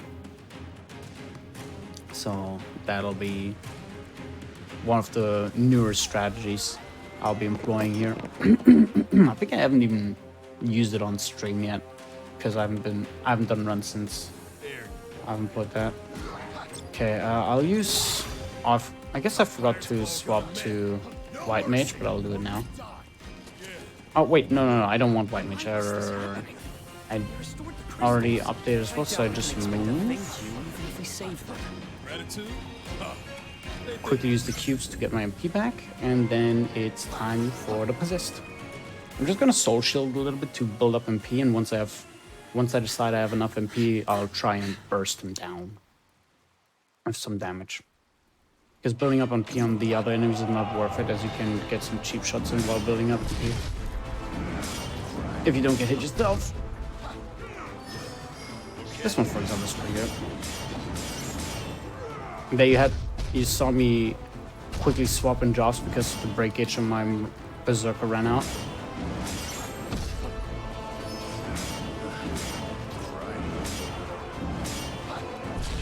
I think my MP is almost good. Oh, okay, yeah. I'll use the spin and then now it should be good. I'll let him attack again.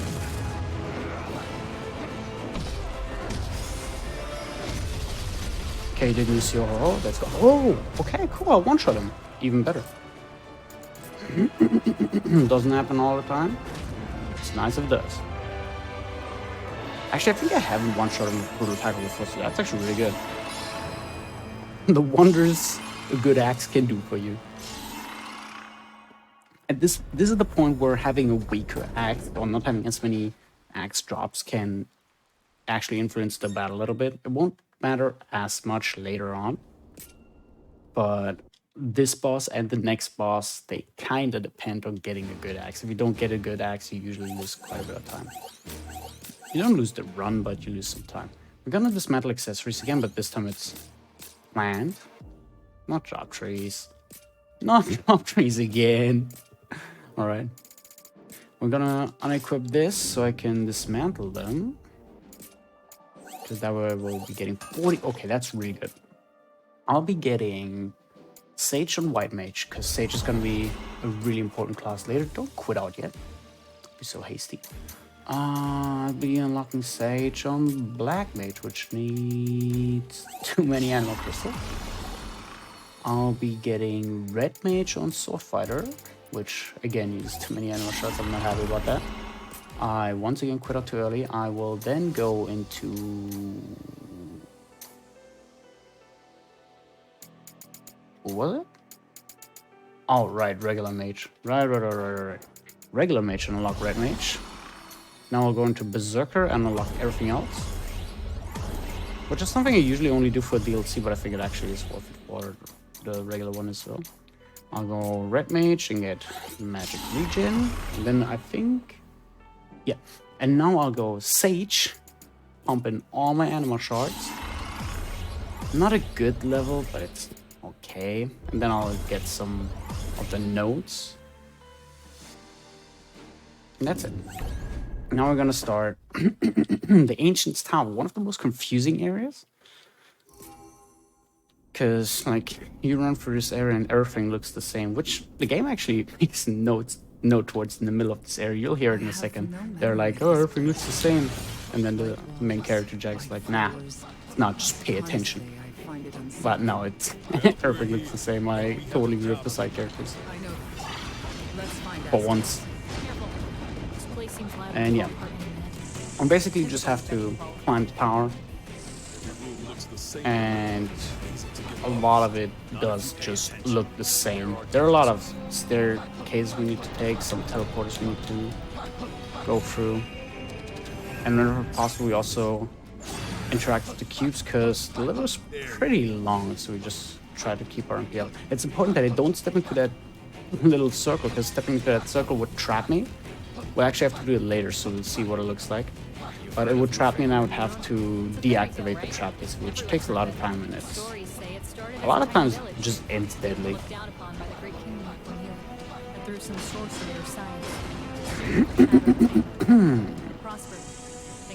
Second top. This is where the reroute takes place, and you know what, let's not go safe, let's just go in. Oh,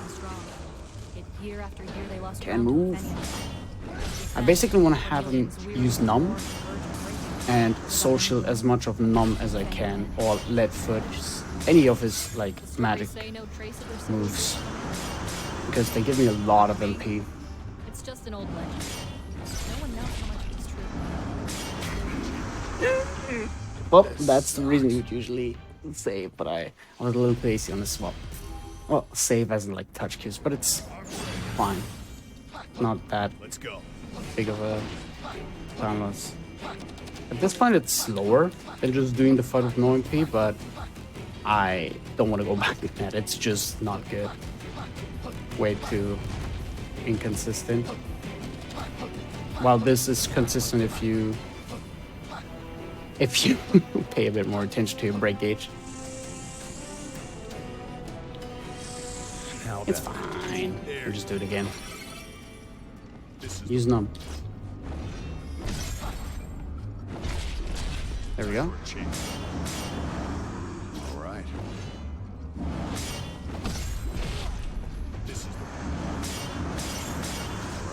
I'm doing this. Not something I want to see. Yeah, I just have to sift through this.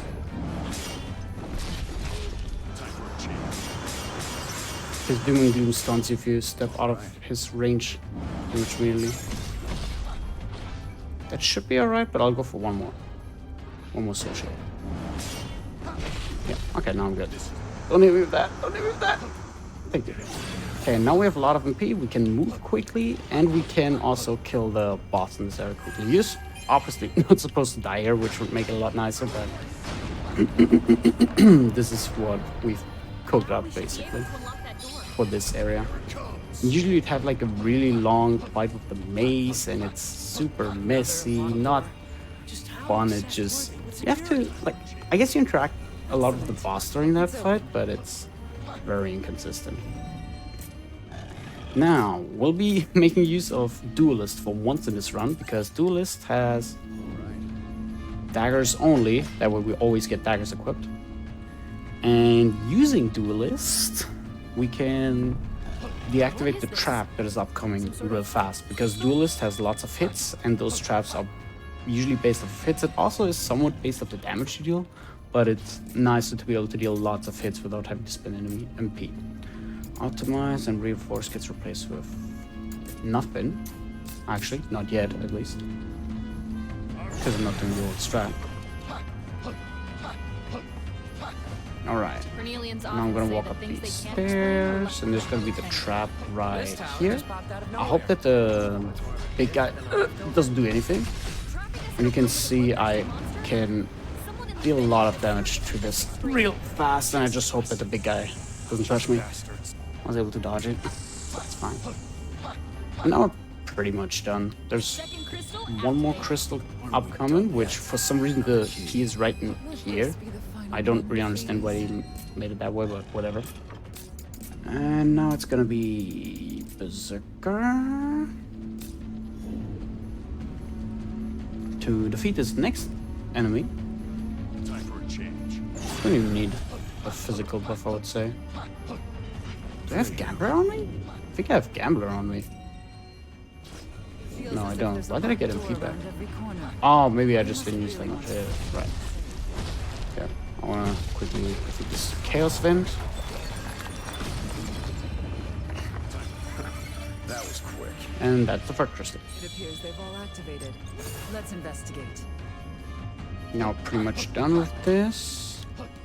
Now I just need to go back up, and then it's boss time once again. This is also a unequipped flea for one rep? I guess I'll go Magic Region, sure. Right. I wasn't sure if I wanted for the next boss, but it doesn't hurt at least. Because the fight can take a little bit.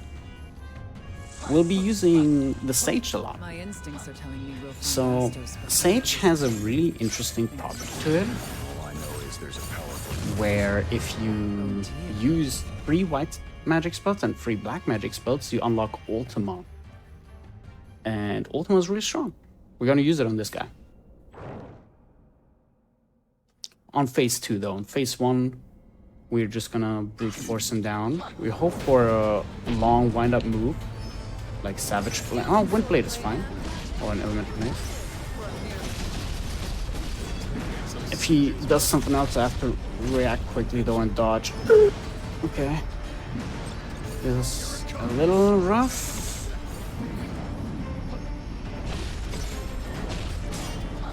But that's what happens if you get impatient with the opening. There's Savage Blade is what we want to see, and then I do this. And boom. Now I deploy Magic Regen. I did a lot of damage though, that's not good. I use Arrow. Arrow again is a black magic spell. I'll do the rest in phase 2, but I was basically supposed to build up Ultima now. I wasn't able to though because I dealt too much damage in phase 1. So boom, boom. Ultima, don't move. Ah, he moved. Okay, this fight is kind of over. Let me reload it. Let me reload. I dealt too much regular damage in phase 1.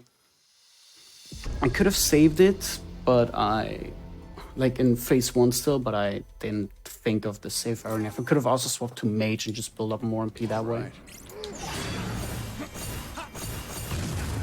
But it's fine. I'm just gonna play a little bit more patient in phase 1 now.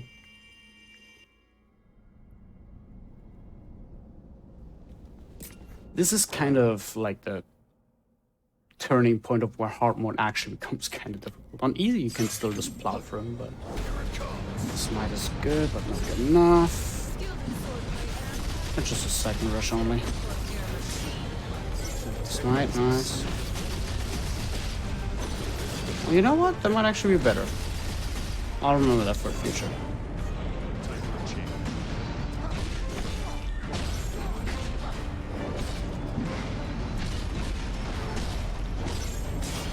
There we go. Alright, now Magic Regen, Haste. Now he has a lot more HP, that way I can actually build up MP. Haste. Arrow, arrow, arrow. Seal of Blood. Now you're gonna see what it's supposed to look like.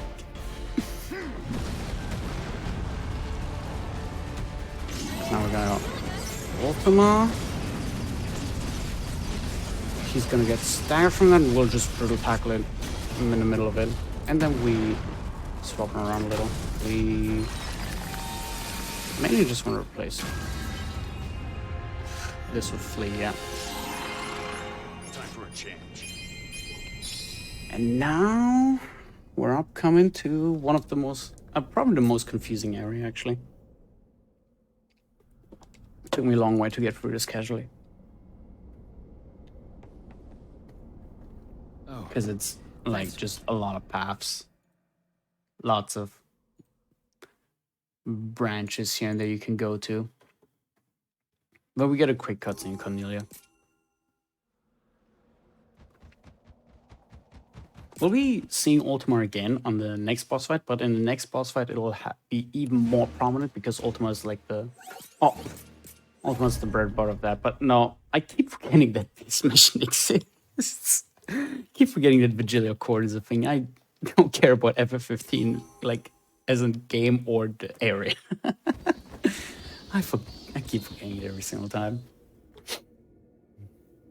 But yeah, before that we have Vigilia Court, which is also not an easy area, I guess, but it's no character, which is the upcoming one. We have lots of those switches that we have to defeat or break, and they're pretty damn annoying. They're pretty annoying to deal with. So I hope that I just get through pretty much all of it first try. Something deeper. Go. Give me that. Just for safety, I'll get the sobers as well for some extra MP.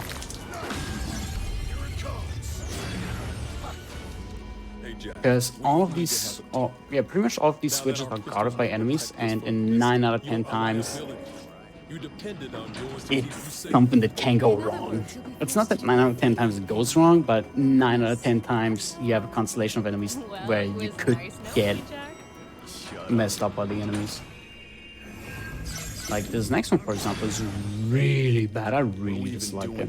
And I have not found anything consistent for it. I'm just hoping that I either get Supersonic Wave from one of these bats, or I run to that horse, hope that it runs forward or at least ignores me, and does exactly not that. Because now I'm kind of in trouble.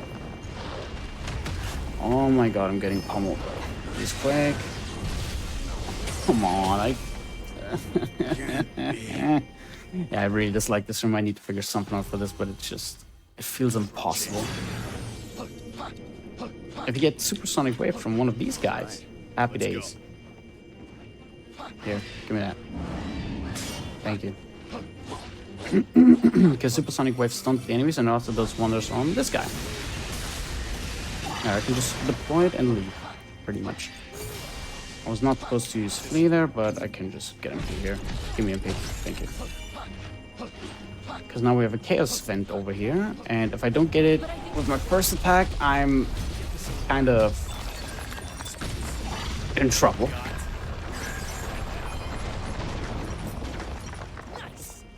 To keep it real, like it's really bad if you don't get the first try there, because the enemies there are absolutely brutal to deal with. They're fast, they fly all over the place, they have ranged attacks, they keep knocking you out of your moves. It's really not fun.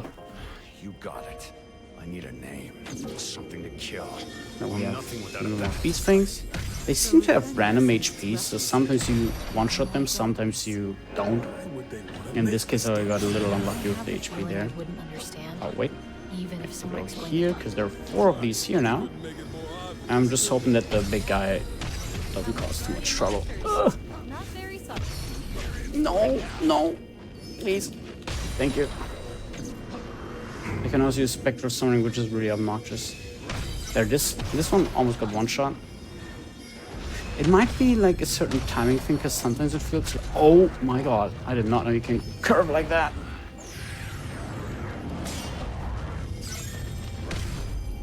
Please leave me alone.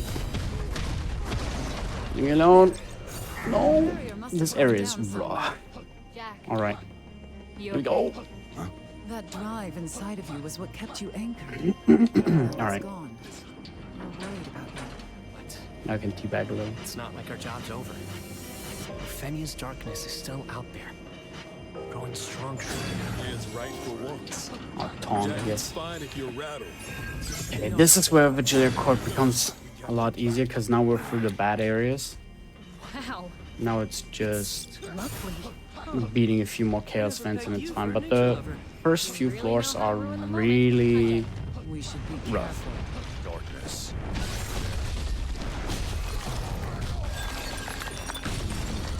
If you go in with no MP, this is also really hard to deal with, but it's not that rough if you do have MP.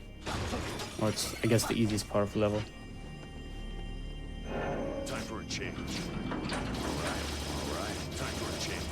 What's he in that town? I didn't really talk about class change too much, so you can swap classes on the fly by just pressing the corresponding button. And it has multiple benefits, because of course you have different loadouts, but you also have separate break gauges, meaning you can soul shield separately.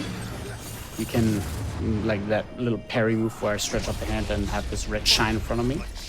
It's the gauge for that is separate between each class, and it recharges while the class is not in use. Even when it's in use, it's recharged, but obviously you don't use it while it's recharging, so it has an easier time recharging. It's not faster, just you don't use it, so it recharges without any problems. But there's also something called chain canceling, which will be a lot more important in DLC 3, and I might as well explain it now. Chain canceling, you saw it right there. I can use a move, and I can use a move and swap out of that move into another class, which canceled. This sucks. Yeah.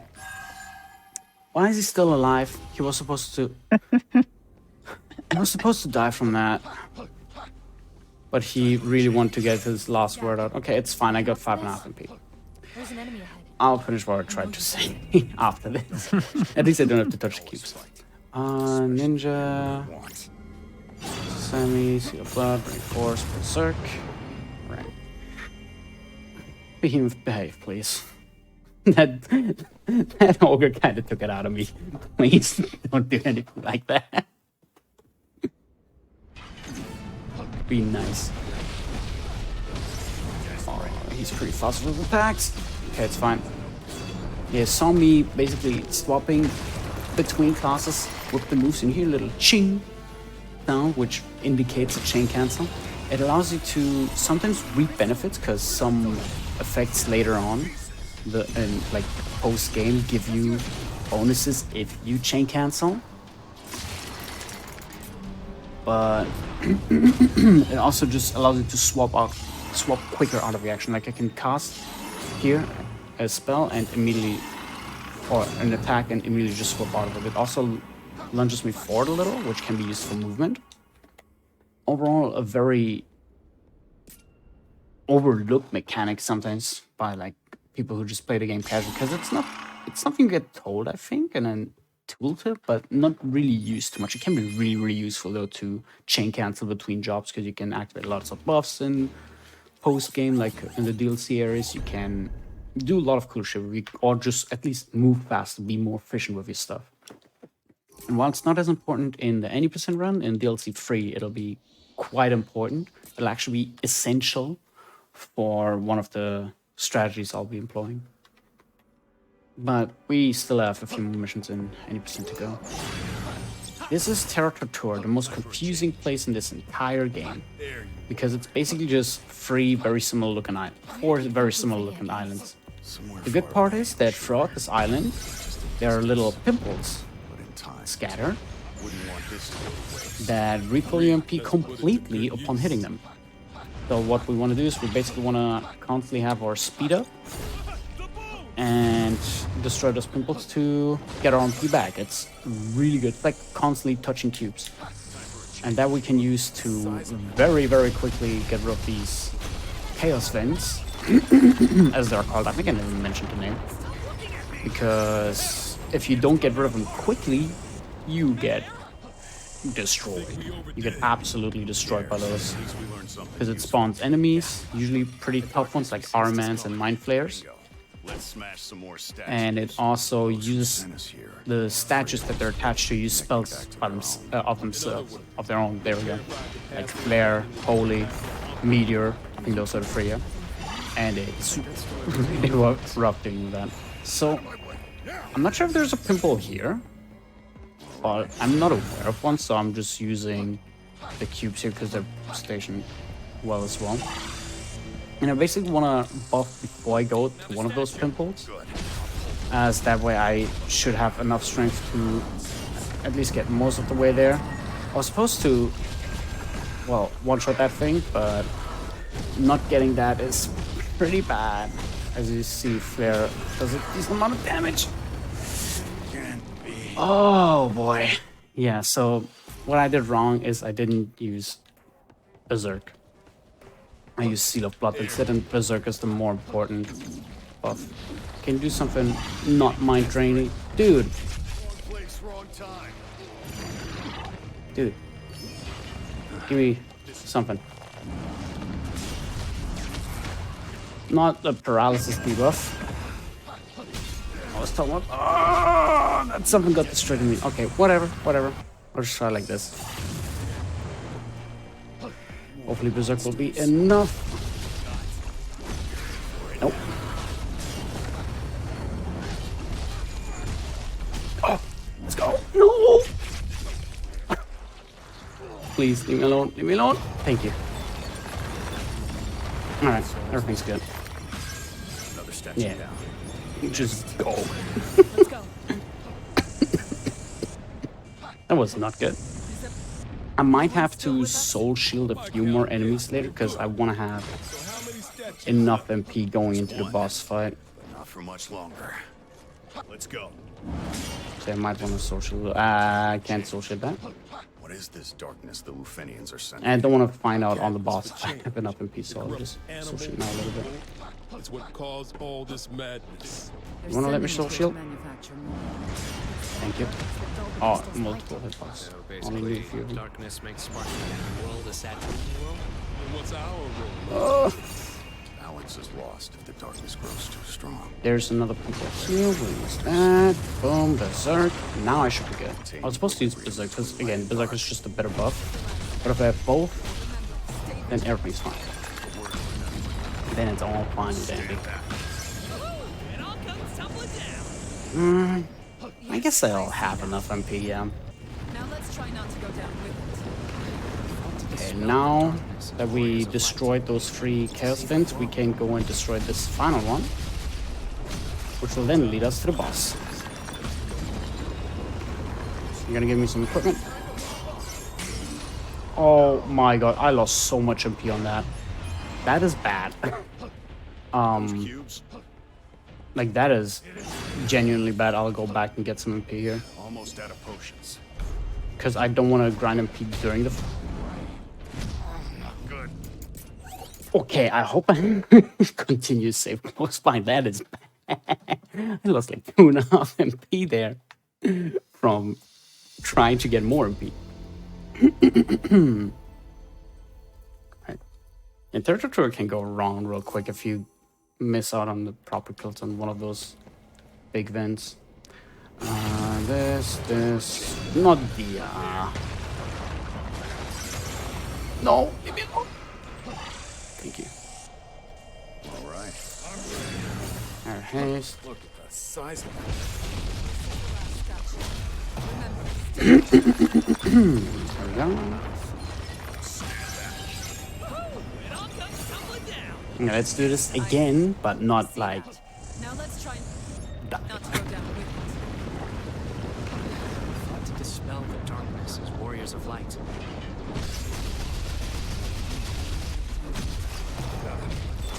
Okay, she's using Precipice Dirge. I'll avoid him this time.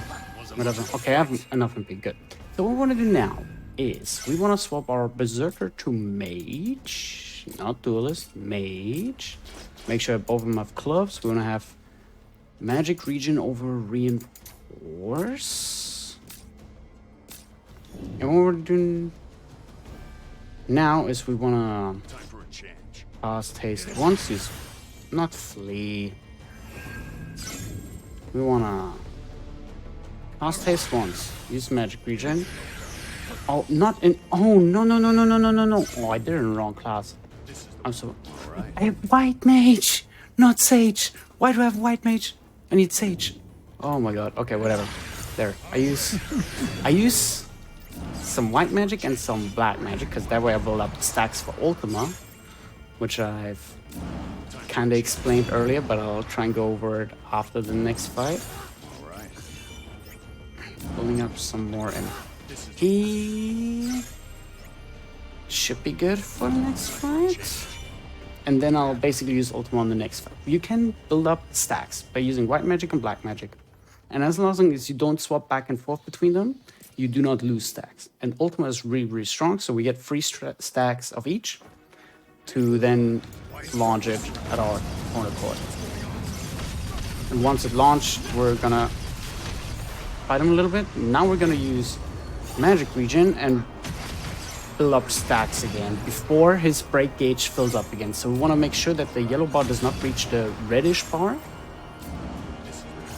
And yeah, before it does that, we want to build up all our stacks, or at least as far as we can. That's a little close. Should be alright though, because I have 1 more stack to do with white magic. Then I have to use Seal of Blood. I'll get like 2.5 MP, 2.5 MP from this Soul Burst. I'll either Magic Regen or just heal up my magic with Mage to then unleash Ultima on this next guy as well. But first things first, I need to use Haste and Seal of Blood. Oh wait, enough! Just don't like charge or anything. Good. Ultima. And now I just have to pray that he dies or at least gets closer. Okay, there we go. It's really, really strong. It just gets rid of one of the last bosses in the run. It's basically a delete button if you get it built up. Oh, and I guess I'm gonna go pick up his equipment. Maybe there's an axe? I don't think there was an axe. Alright. We fist bumped Astos, who is, by the way, the reason that we were able to break the cycle. To like allude to the story back for like 5 seconds. And now we're about to hit the tragedy in this game where we have to defeat our own friends. Problem is, which is the tragic part, they're not weak and we have to build up Ultima. I was thinking about it for a little. There are 2 ways to go about it. You can either build up stacks before the fight while building up max MP. Like you can build up max MP fully before the fight and just build up your Ultima stacks immediately or right after that, or you do a weird mix and match where you kill 1 stack of enemies later or in like a few seconds to get some MP and then juggle that one around. However, that one can be a bit more inconsistent and it's barely different. It's just 1 more cycle of walking around. Doesn't lose a lot of time to do it the old way. So we're just gonna do it the consistent way. Because messing it up can mess up the continue save. And I would have to redo the mission. And while I wouldn't have to re-skip the cutscenes, making it a little bit faster, it's just like, it's not worth doing it. We're just gonna do it the regular way. It looks pretty much the same. So what we're gonna do is we're gonna touch the cubes here. We're gonna get Seal of Blood, which I think I mentioned before, but I'll reiterate it. If you kill enemies with Seal of Blood active, or like with a skill that uses Seal of Blood while Seal of Blood is active, they get Soul Burst immediately. You don't have to run up to them and Soul Burst them, but they just get Soul Bursted. Which we're gonna abuse here because there are many enemies gathered up. We're gonna target the middle flam princess and use Blizzaga on it. I forgot to update my equipment, so it's not gonna deal enough damage. And you want to defeat the roundworms and those plants all together. But now I should have good equipment. Oh, this guy's slow charging his Aroga. Oh, where's my... I was supposed to walk. Right. And then we're going to do it again. And then we should have enough input. Because enemies respawn when talking to the cubes, similar to Soul games getting a bonfire. Oh yeah, there, with a little bit of lag, we get some MP. And now we're pretty much at max. We're not quite at max, but those like 0.1 MP don't really matter. And now we're gonna build up Ultima before this fight and during the next fight, because we want to use 2 in quick succession for both the upcoming fights, because they're both basically just mob fights. I'm gonna start with arrow, magic regen, arrow, arrow, sword, haste, haste, haste, build up some MP. Now I have all my stacks already. Seal of blood, get some more here, get another magic regen out so it's fresh. And then I'm gonna enter the next fight, launch an Ultima, and during that Ultima, I'll just hope that everything dies, and I'll build up the next Ultima, meaning I use another 3 white magics and another 3 black magics. Or black magic spells and white magic spells. If not everything dies, then it's more lenient, but if everything dies, it's faster, of course. Haste, haste, haste. Also, my PC is not the best, so it struggles a little with this. Oh, the 2-minute soul survived, which sucks a little, but it also gives me more time for this. Because now I have everything set up, and now we can just blow up this next fight. Or mostly blow up. We get like 90% of the way down, and then we have to clean up. Because those party members that we haven't seen, because they're buffing our enemies if we use them, they're fighting us now. And Ultima, while all conglomerated, deals a decent amount of damage.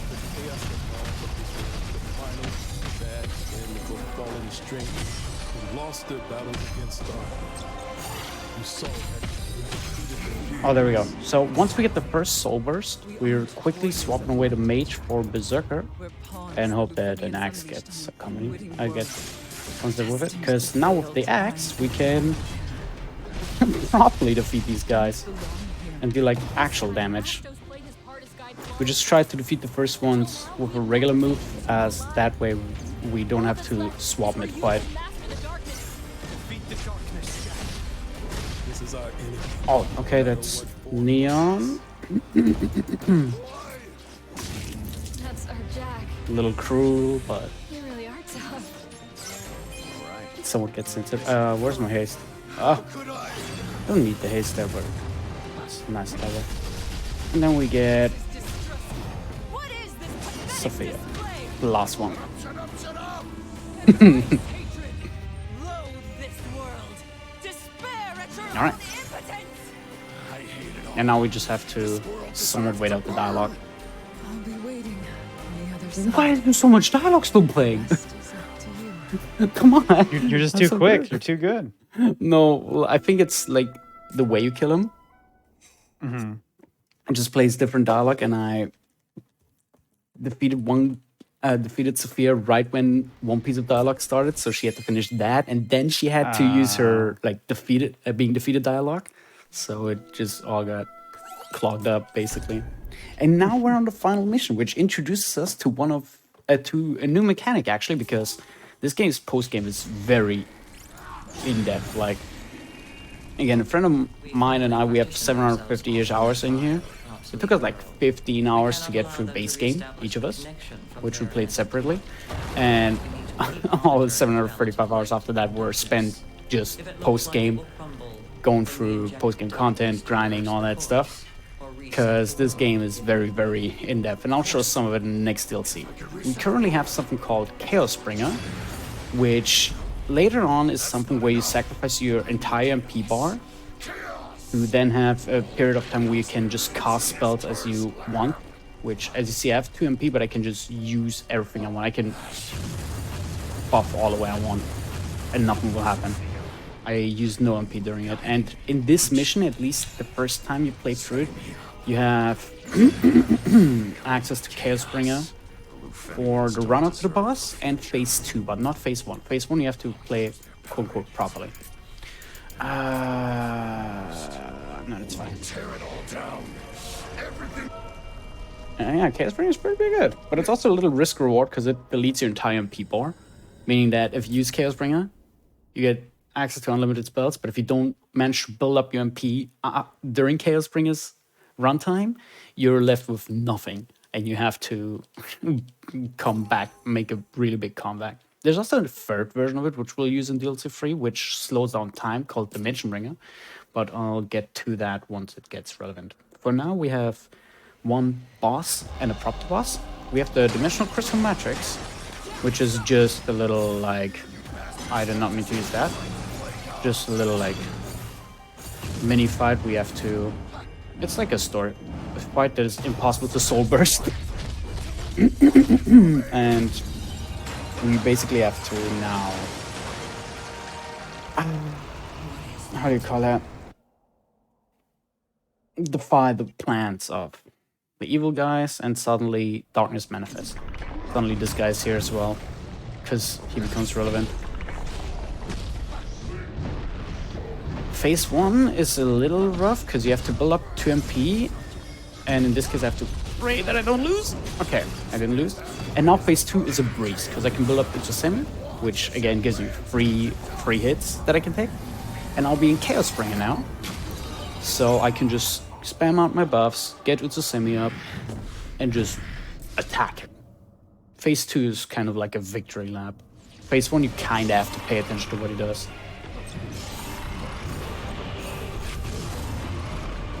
Yeah, Chaos is a freebie because that's a single big hitbox that's supposed to be really powerful, but we don't care.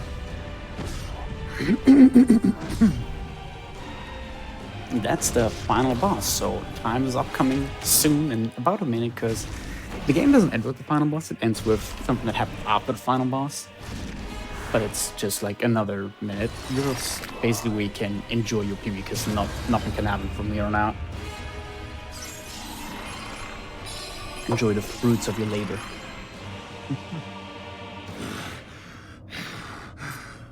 So yeah, in terms of any percent, that would be pretty much it now.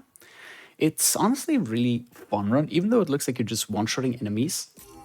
On story mode, it might really just be one-shotting enemies, but on hard mode, you have to still think of what the enemy does. You have to adapt to their patterns every now and then. It somewhat matters what they do, but mostly you just have to react to what they do and go about it accordingly. If you then find one window to attack, you usually get a one-shot out of it, which is, of course, like a quick fight, but that's the skill. That's where the skill comes in. You have to be able to find that window.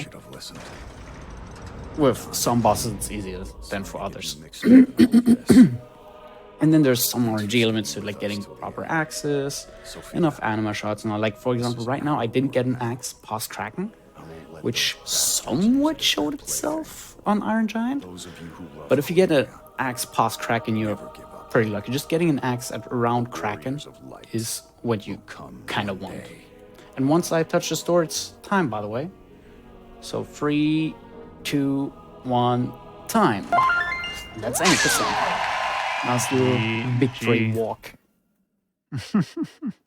Right. Awesome. Well, GG's on the run. You were still underestimate on that, by the way. I am honestly surprised. Awesome run. Thank you so much for that. Again, this is not the end, folks. We're going to have one more run right after this, a DLC showcase of Different Futures, the third DLC. The good one. The good one, apparently. So we're going to take a quick break before we get into that. Before I do that, I just want to make a couple announcements. Let me see here. First is, feel free to join us February 17th and the 18th for a celebration of Black speedrunning talent and Black joy, because unapologetically Black and Fast is back. Submissions are now open for UBAF through January 9th. Use the command !UBAF in chat for more information. Also, your subs, Prime Gaming subs, gift subs, and bits cheered on the GDQ Twitch channel help support games on Quick Hotfix. So if you enjoyed watching this broadcast, the rest of this broadcast, any of our daily speedrunning content, consider subscribing to the channel. And we'll be back in just a few minutes as we set up the DLC showcase, so stay tuned.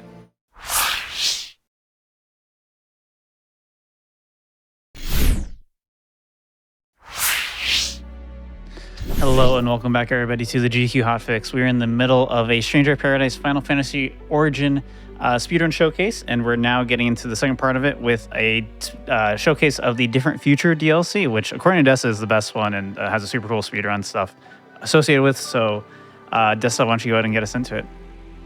Yeah, so this DLC is kind of the reason that I started running this game in the first place.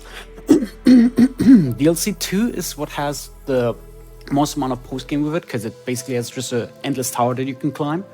But DLC 3 is kind of where the meat of all of that gets built up with new bosses, a new difficulty mode, a really good level, some really good themes. And yeah, I'll quickly go over this real quick. We basically just finished the game. In post-game, you have a few more difficulties: Chaos, Bahamut, and Gilgamesh. Bahamut is the first DLC, basically. Gilgamesh is second, and I'll be unlocking the third one with this. So this save is right at the start of DLC 2, having just finished the Rift Labyrinth story part of it.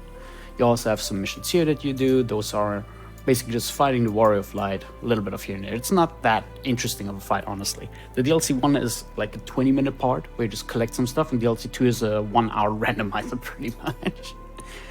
But yeah, with nothing else left to say, I now start DLC 3 in 3, 2, 1, go. We're now getting introduced into the last part of the game, where the story part, the last piece of story getting, how do you call that? Not meshed up together, but they get connected with one another. And we're now getting the last difficulty mode called Lufenia. It's the hardest difficulty. Enemies are a lot faster, a lot stronger.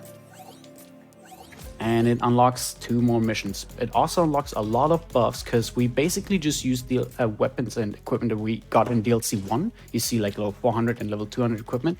We'll now be raising those stats you see on the right by a crazy amount, hopefully by like 3 times the amount. The way we do that is we unlock this mission first, which is a side mission that I unlocked earlier. And we want to add some trials, which is like, if you compare to Kingdom Hearts, it's like pro codes in KH3. And we want to add a lot of them to... I think this is what I want. Yeah, this is what I want to go to make sure that we get the biggest benefits possible. Something was not supposed to be here. No. Was this one? Oh, break damage though, that one. That was not supposed to be here. I'm basically going to ramp this up like crazy to get the best benefits possible. And we're now going to use a class that has not been used before, the Summoner. You unlock it with DLC 1, with the end of it. And Summoner allows us to do the following. Watch my MP now. I'll be using something called chain canceling that I explained earlier. If I chain cancel out of a move while in Summoner, once I met a few certain conditions, I get some max MP. So what I can do with that is I can build up my max MP without having to fight any enemies. Oh, did I increase the max MP, decrease the max MP build up? Oh, that's whatever. It doesn't hurt a lot. And you see my max MP just increase with each attack. That way I can just build up everything right now. I will now swap this one out for a class changed White Mage. Every class has 2 class changes you unlock with the first DLC. While the Berserker basically just gets stronger, and the buff can be permanent if you keep attacking because it regains duration while you're attacking enemies, and it's also just stronger in general.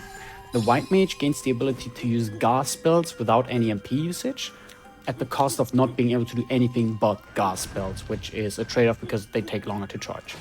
We're going to use this combination with Chaos Springer, which gives us, as mentioned earlier, the ability to just freely cast spells and buffs to defeat this guy a few times. If he doesn't defeat me... Okay, that's fine.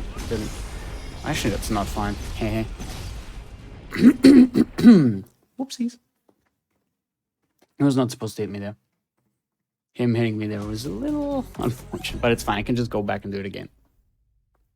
The idea is basically to just completely pummel this guy and make sure that he never crosses my path again. Because beating enemies with a certain trial active will give you better rewards. There's something called artifacts in this game, and they're basically equipment pieces that have summon blessings inherited inside them. They inherit summon blessings, and those are what increase your stats like crazy. It's what is the big power gap between DLC 2 and 3, because each DLC introduced a new vastly increased ceiling in terms of power level. And DLC 3 introduced those relics, which there's call them artifacts, only it's relics, and those relics just completely obsolete anything that you find for this part. So what we would do in a full run is we would get these relics here. We'd go through the entire DLC 1 and 2 with more or less regular equipment that you can always find. Then we get big buffs here because it's a really fast way to get those equipments. And we get equipment pieces that are way beyond what this DLC expects you to get for the story parts, because you can get some of these dragon trials active that basically make this almost the hardest mission, or almost the strongest enemy you can ever fight. But luckily for us, this guy staggers off every single hit. So what we just do is we continuously attack him.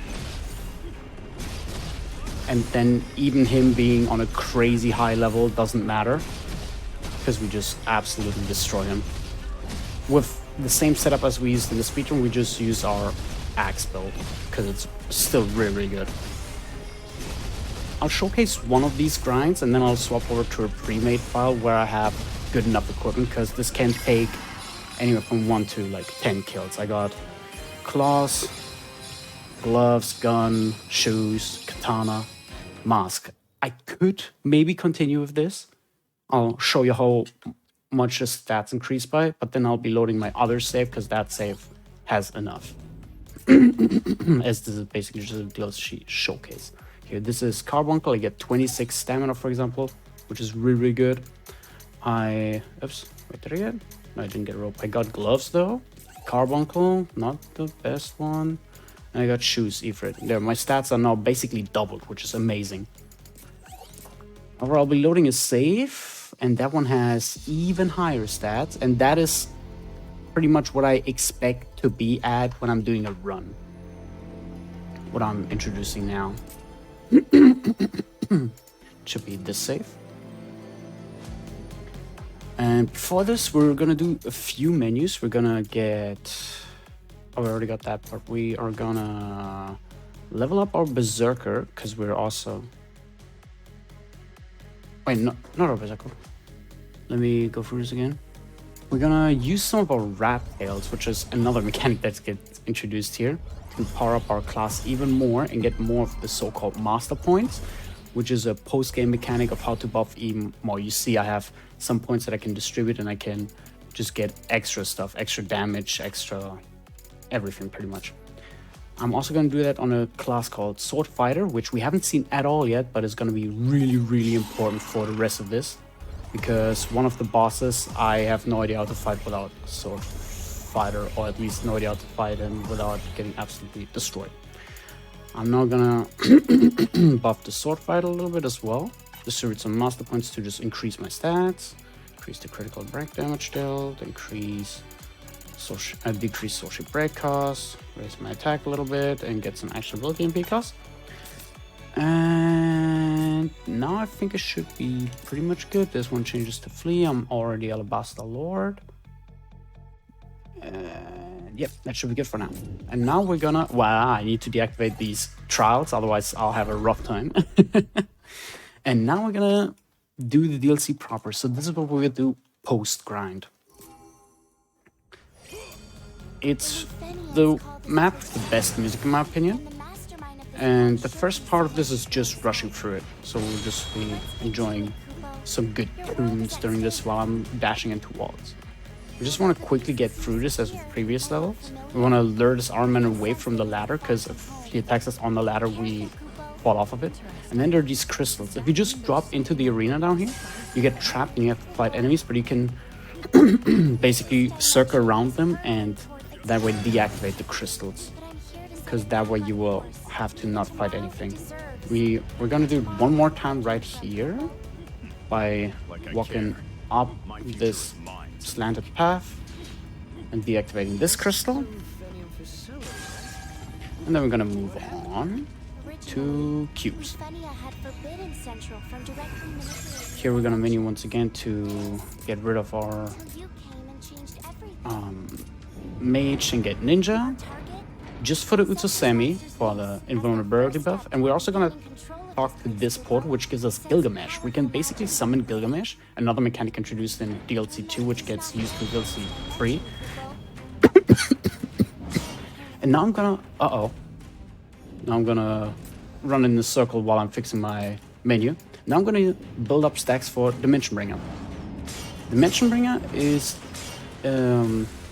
basically similar to Lightbringer, with the difference that you can build up stacks, and the more stacks you build up, the more potent it gets.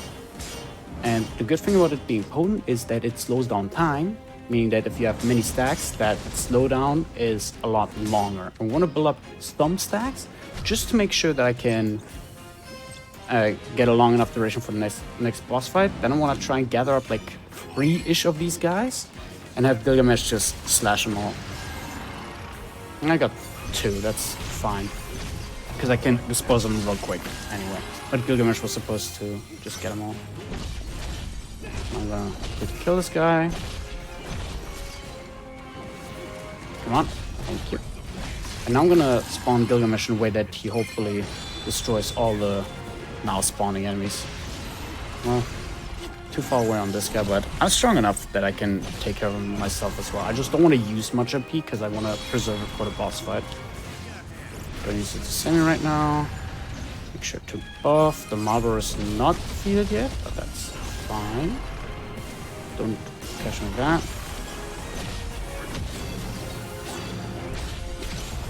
Alright. I'm gonna buff once again. And this is the cutscene I wanted to play earlier. So, yeah. This game has a lot of good cutscenes, and this one is one of my favorites, so we're gonna enjoy this one. Adds like a minute, but it's so good. The Emperor. I had feared it might be him. Why are you here? I saw a little white rodent scurry off into the shadows and followed along to squash it.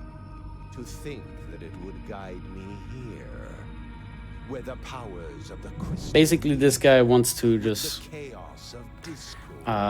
subdue another world, and we're gonna prevent that. This cutscene kind of summarizes what this game's cutscenes are about, because Jack is just completely sass, which you'll hear right here. I knew you'd start spouting bullshit the second I saw you. You've got the look. This cutscene is just great. I think it was shown in the DLC trailer as well, but it perfectly encapsulates what kind of a main character Jack is. It's really good. I love it.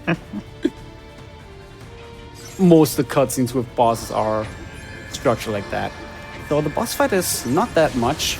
I wait for him to do a move that takes a little bit longer than 2 seconds for him to perform, and then I'll just destroy him real quick. I'll chain cancel my moves into one another so I can quickly act with a new one, because if I'd have to just dodge or let the move play out, I would have to wait much longer. Chain canceling allows me to chain those moves together way quicker. I will then run back, quickly replace my ninja with Alabaster Lord again, replace Magic Regen with Flee, get Haste God to move faster, as well as Flee. And then we're gonna run towards the best music of, probably like the best track, second best track of the entire game. The best track is the final boss track, in my opinion. Second best track. And it's so good that even the developers were like, you know what? Let's just have it play constant without a battle theme. You don't even need the mod for this. It's really good.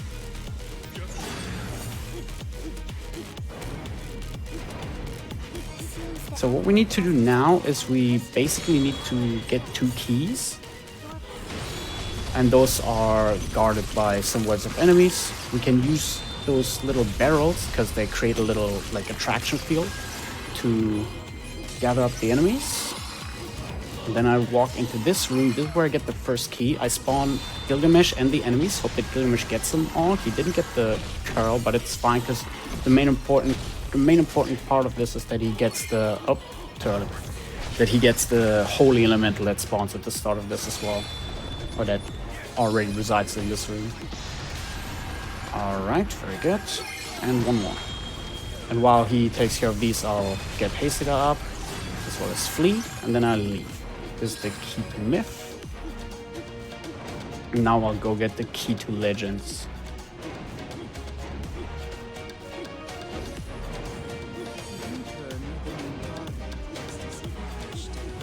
Now I hope that these guys won't miss too much of me, but should be alright. There's another attraction field. We'll just make use of Seal of Blood and Adrenaline to one-shot these guys. With some, once again, really good music playing during it. And now we have enough MP, as well as good enemy constellations, that we can just take care of them ourselves. Also, we just don't have enough build damage anymore. Chain cancel real quick to quickly get a Hasted out. Then the key to Legend.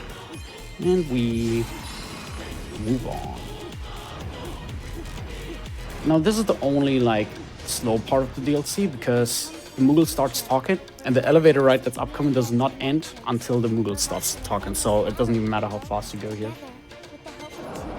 As soon as you get the black screen, that is. We get a little bit more of this music there. With the Moogle just talking over it, which is unfortunate. And then we're gonna do some of the most, I want the most interesting strats in my opinion. It's unfortunately a little slow. You can maybe optimize it, but it's really hard to get it without the little death abuse that we're gonna do here. So we have a little boss gauntlet coming up. 2 bosses that are really hard, back to back. The problem with the first time you fight this upcoming boss is a very unfavorable position.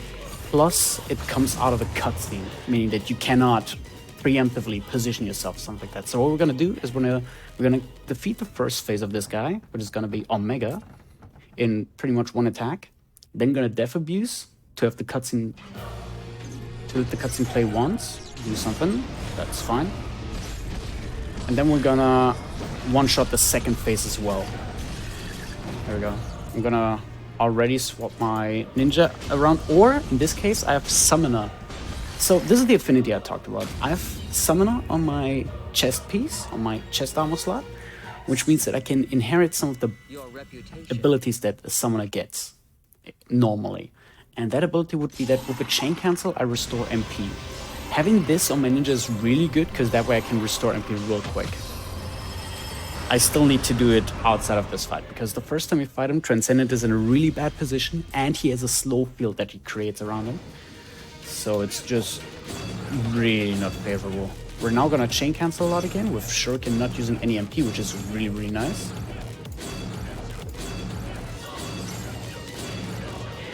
And also because it's way better that way, we're gonna swap from Ash to Jack, because Jack's just cooler.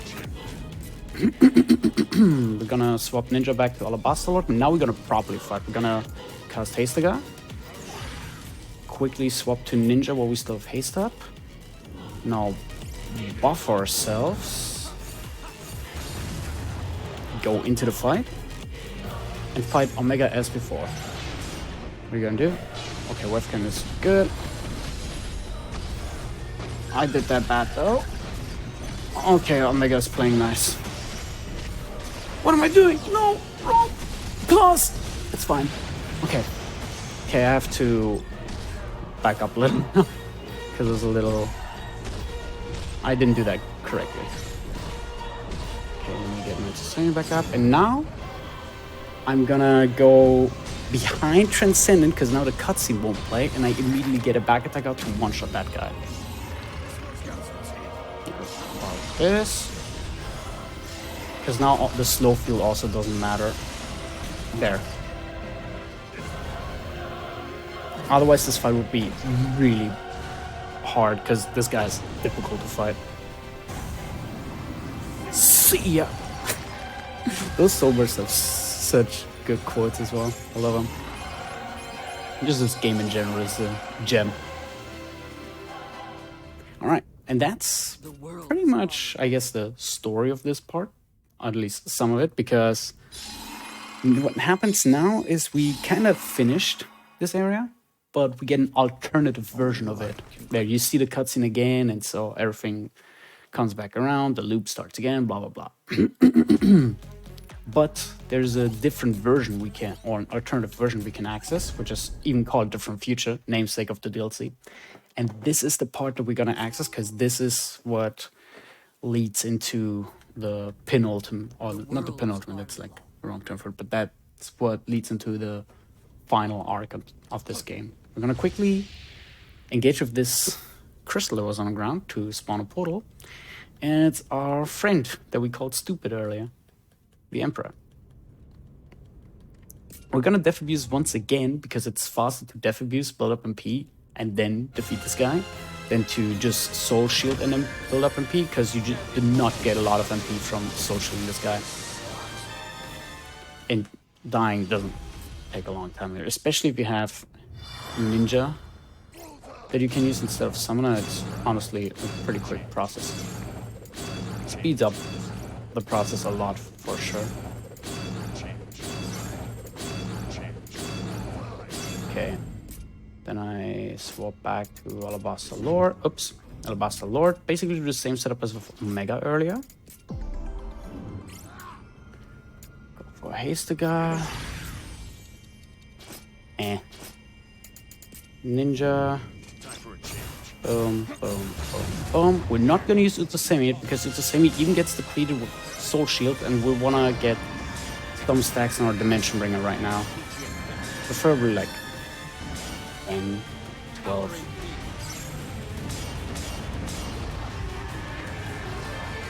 I'm gonna get a few more here just for safety. Oh, that hit. Leave me alone. It's fine. Magic regen. Stop it. Now I'm gonna wait for him to use Rainbow Wind or Stygian. Whatever. Okay, I'm waiting for one of two attacks, pretty much. Stygian Swell is fine, though I react a little late. He's now gonna be slowed for quite a bit.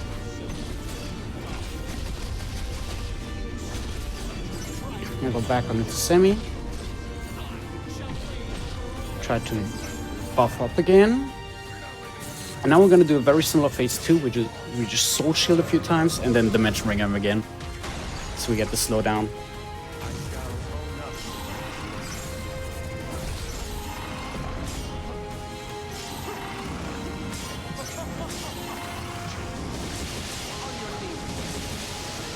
Oh, we got hit.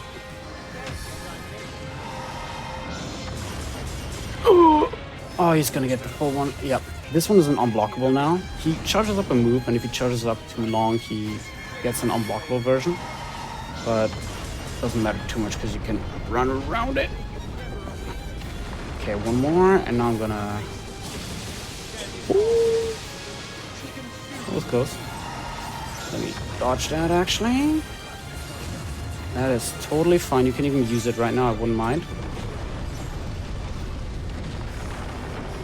That gives me enough time to get rid of you. There we go.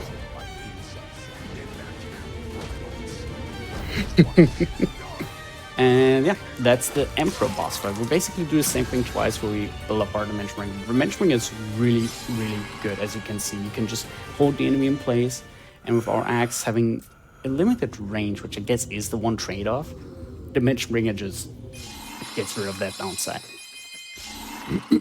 Now the most difficult part of this DLC, in my opinion, we're gonna go and remove Ninja for Sword Fighter, Divine Commander. We're gonna reinforce to counter, and we're gonna hope to have a Berserker Sword, but because I pre-made the save, I actually found a Berserker Sword by some straight, like just some straight up luck. I had Berserker Sword, which is really, really good for us. Gonna change my equipment around a little bit to have some better stats, but not look too much into them. Ramu and Fenrir. And now we're gonna fight Hope Advent, the second, Light of Order, sorry, the second to last boss. This fight is a little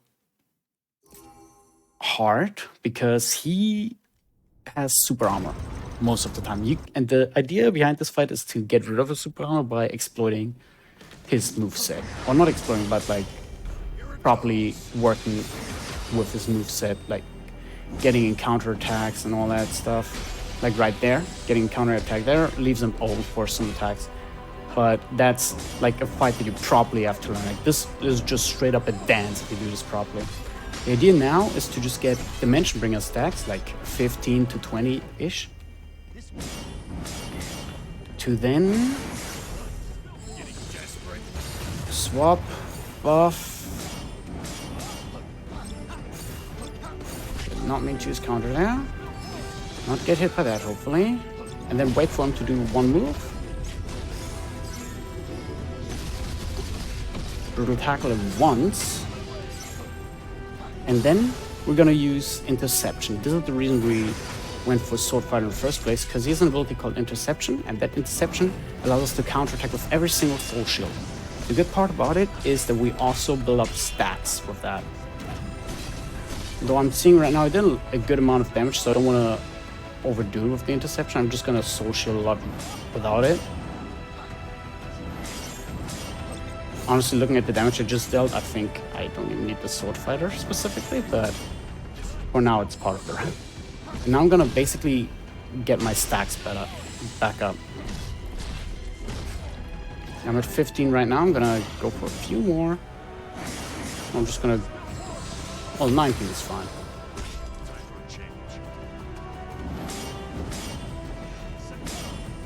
Oops. Not smart. Shield of Light, Shining Wave. Okay, now that he's staggered, I'm gonna quickly menu out of this into Ninja, out of Counter into Reinforce. Get my Semi up, quickly buff, and go into phase 2. Now I'm gonna wait for Shining Wave, which he's very, very likely to do at the very beginning of this phase.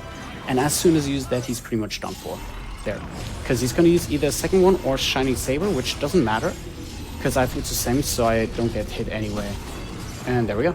That's Light of Order, the second to last fight. Pretty smooth, honestly. And I'm definitely thinking of getting rid of that Sword Fighter because it's not that useful. It's still nice, but it also takes time to make. Also, I can shoot balls during Dimension Bringer. That's the one downside Dimension Bringer has. You cannot soul shield. You can only shoot those orbs, but those orbs are nice to cancel combos into more combos and all that. They're pretty good in that regard. Just a little trade-off. And now, the finale, the whole reason I learned this game. Once I get the killing blow on this guy, by the way, it's gonna be time for this DLC. So this is the final fight. Really good music. The idea is basically build up stacks, buff, and kill him. That's all I'm gonna say. You will die, and I will live forever in this endless cycle, a prison of my own making. Break it. Shine your light upon eternity, cleanse the stain of chaos, or be snuffed out. Oh, by the way, all the moves he uses, except for that grab, we can use as well with different classes. That's what I'm gonna say. So this is basically our play character. We're basically fighting ourselves from different perspective. We're now the Warrior of Light that throughout the DLCs we've been fighting over and over and over again, and we now have to basically break the cycle and defeat Jack. Which is why our armor looks so stupid as well, because of the Warrior of Light. Also I died, so I have to build up my stacks again, but it's fine. It's a fairly fast fight.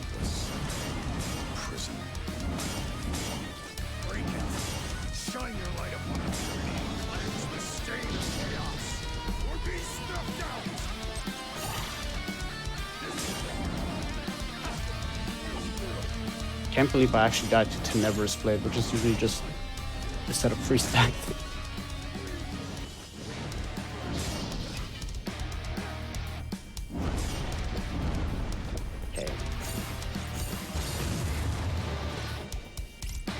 Okay, now I'm gonna wait for any longer move, like Tempest, because you usually can't change that into something else.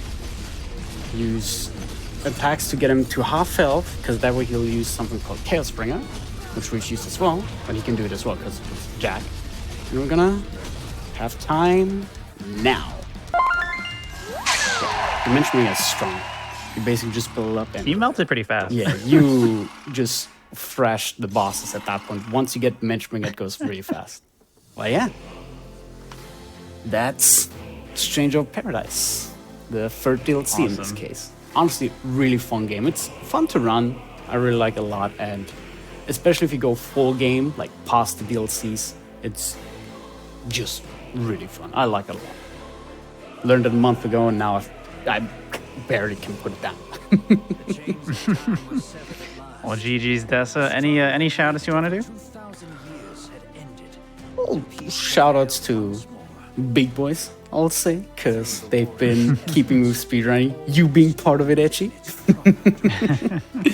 Keeping me, how do you call that? What's the term for it? Like they've been keeping up with speed in terms of like I keep thinking of new stuff and optimizations every single time, just because like it's you have people who like at the very least just cheer on and join you even when brainstorming all that. Just a good group of people, speedrunners, friends. And of course the SOP guys. I haven't met too many of them yet, but so far they've been pretty helpful, and it's been pretty nice to try and maybe like build up the community back with rivaling some of their times, because it's not that active of a speed game. Gotcha. And yeah, where can people find you if they want to watch more of your speedruns? Because you run more than just Yeah, Final I Fantasy, run right? everything that is playable. No, I run a lot of things. I run a lot. Several Final Fantasies, Kingdom Hearts. I run a lot as well, which I actually got a little project, something I want to pursue again. Upcoming, like in probably a month or two. I have to prepare that now, but I have something pretty nice coming up there. Yeah, honestly, mostly just Twitch. I try to post stuff on YouTube, don't really do it a lot. Twitter, not really, but Twitch, whenever I'm streaming, I'm easy to be found there. So follow and stuff. I'm not good at that. Yeah, definitely drop Dessa a follow. Like I said earlier, if you're watching right now live on Twitch, you can just hover over Dessa's name on the title and click the little heart and follow. If you're watching after the fact on YouTube, you can just check the description out and get a link there. Thank you so much again to Dessa for hopping on this run, doing this cool Stranger Paradise showcase, solo commentating it too. Mad respect. And then we're going to be done with this today, but this is not the end of our hotfix for the evening. Random number generation will return at its normal time in 2 weeks. So that's what we're filling for today. That'll be Tuesday, January 9th at 7 p.m. And then stay tuned for Time Capsule coming up after the break. One last thing. Oh, before we yes. head off. The one bad part about beating the DLC is that the world map music changes and it's bad.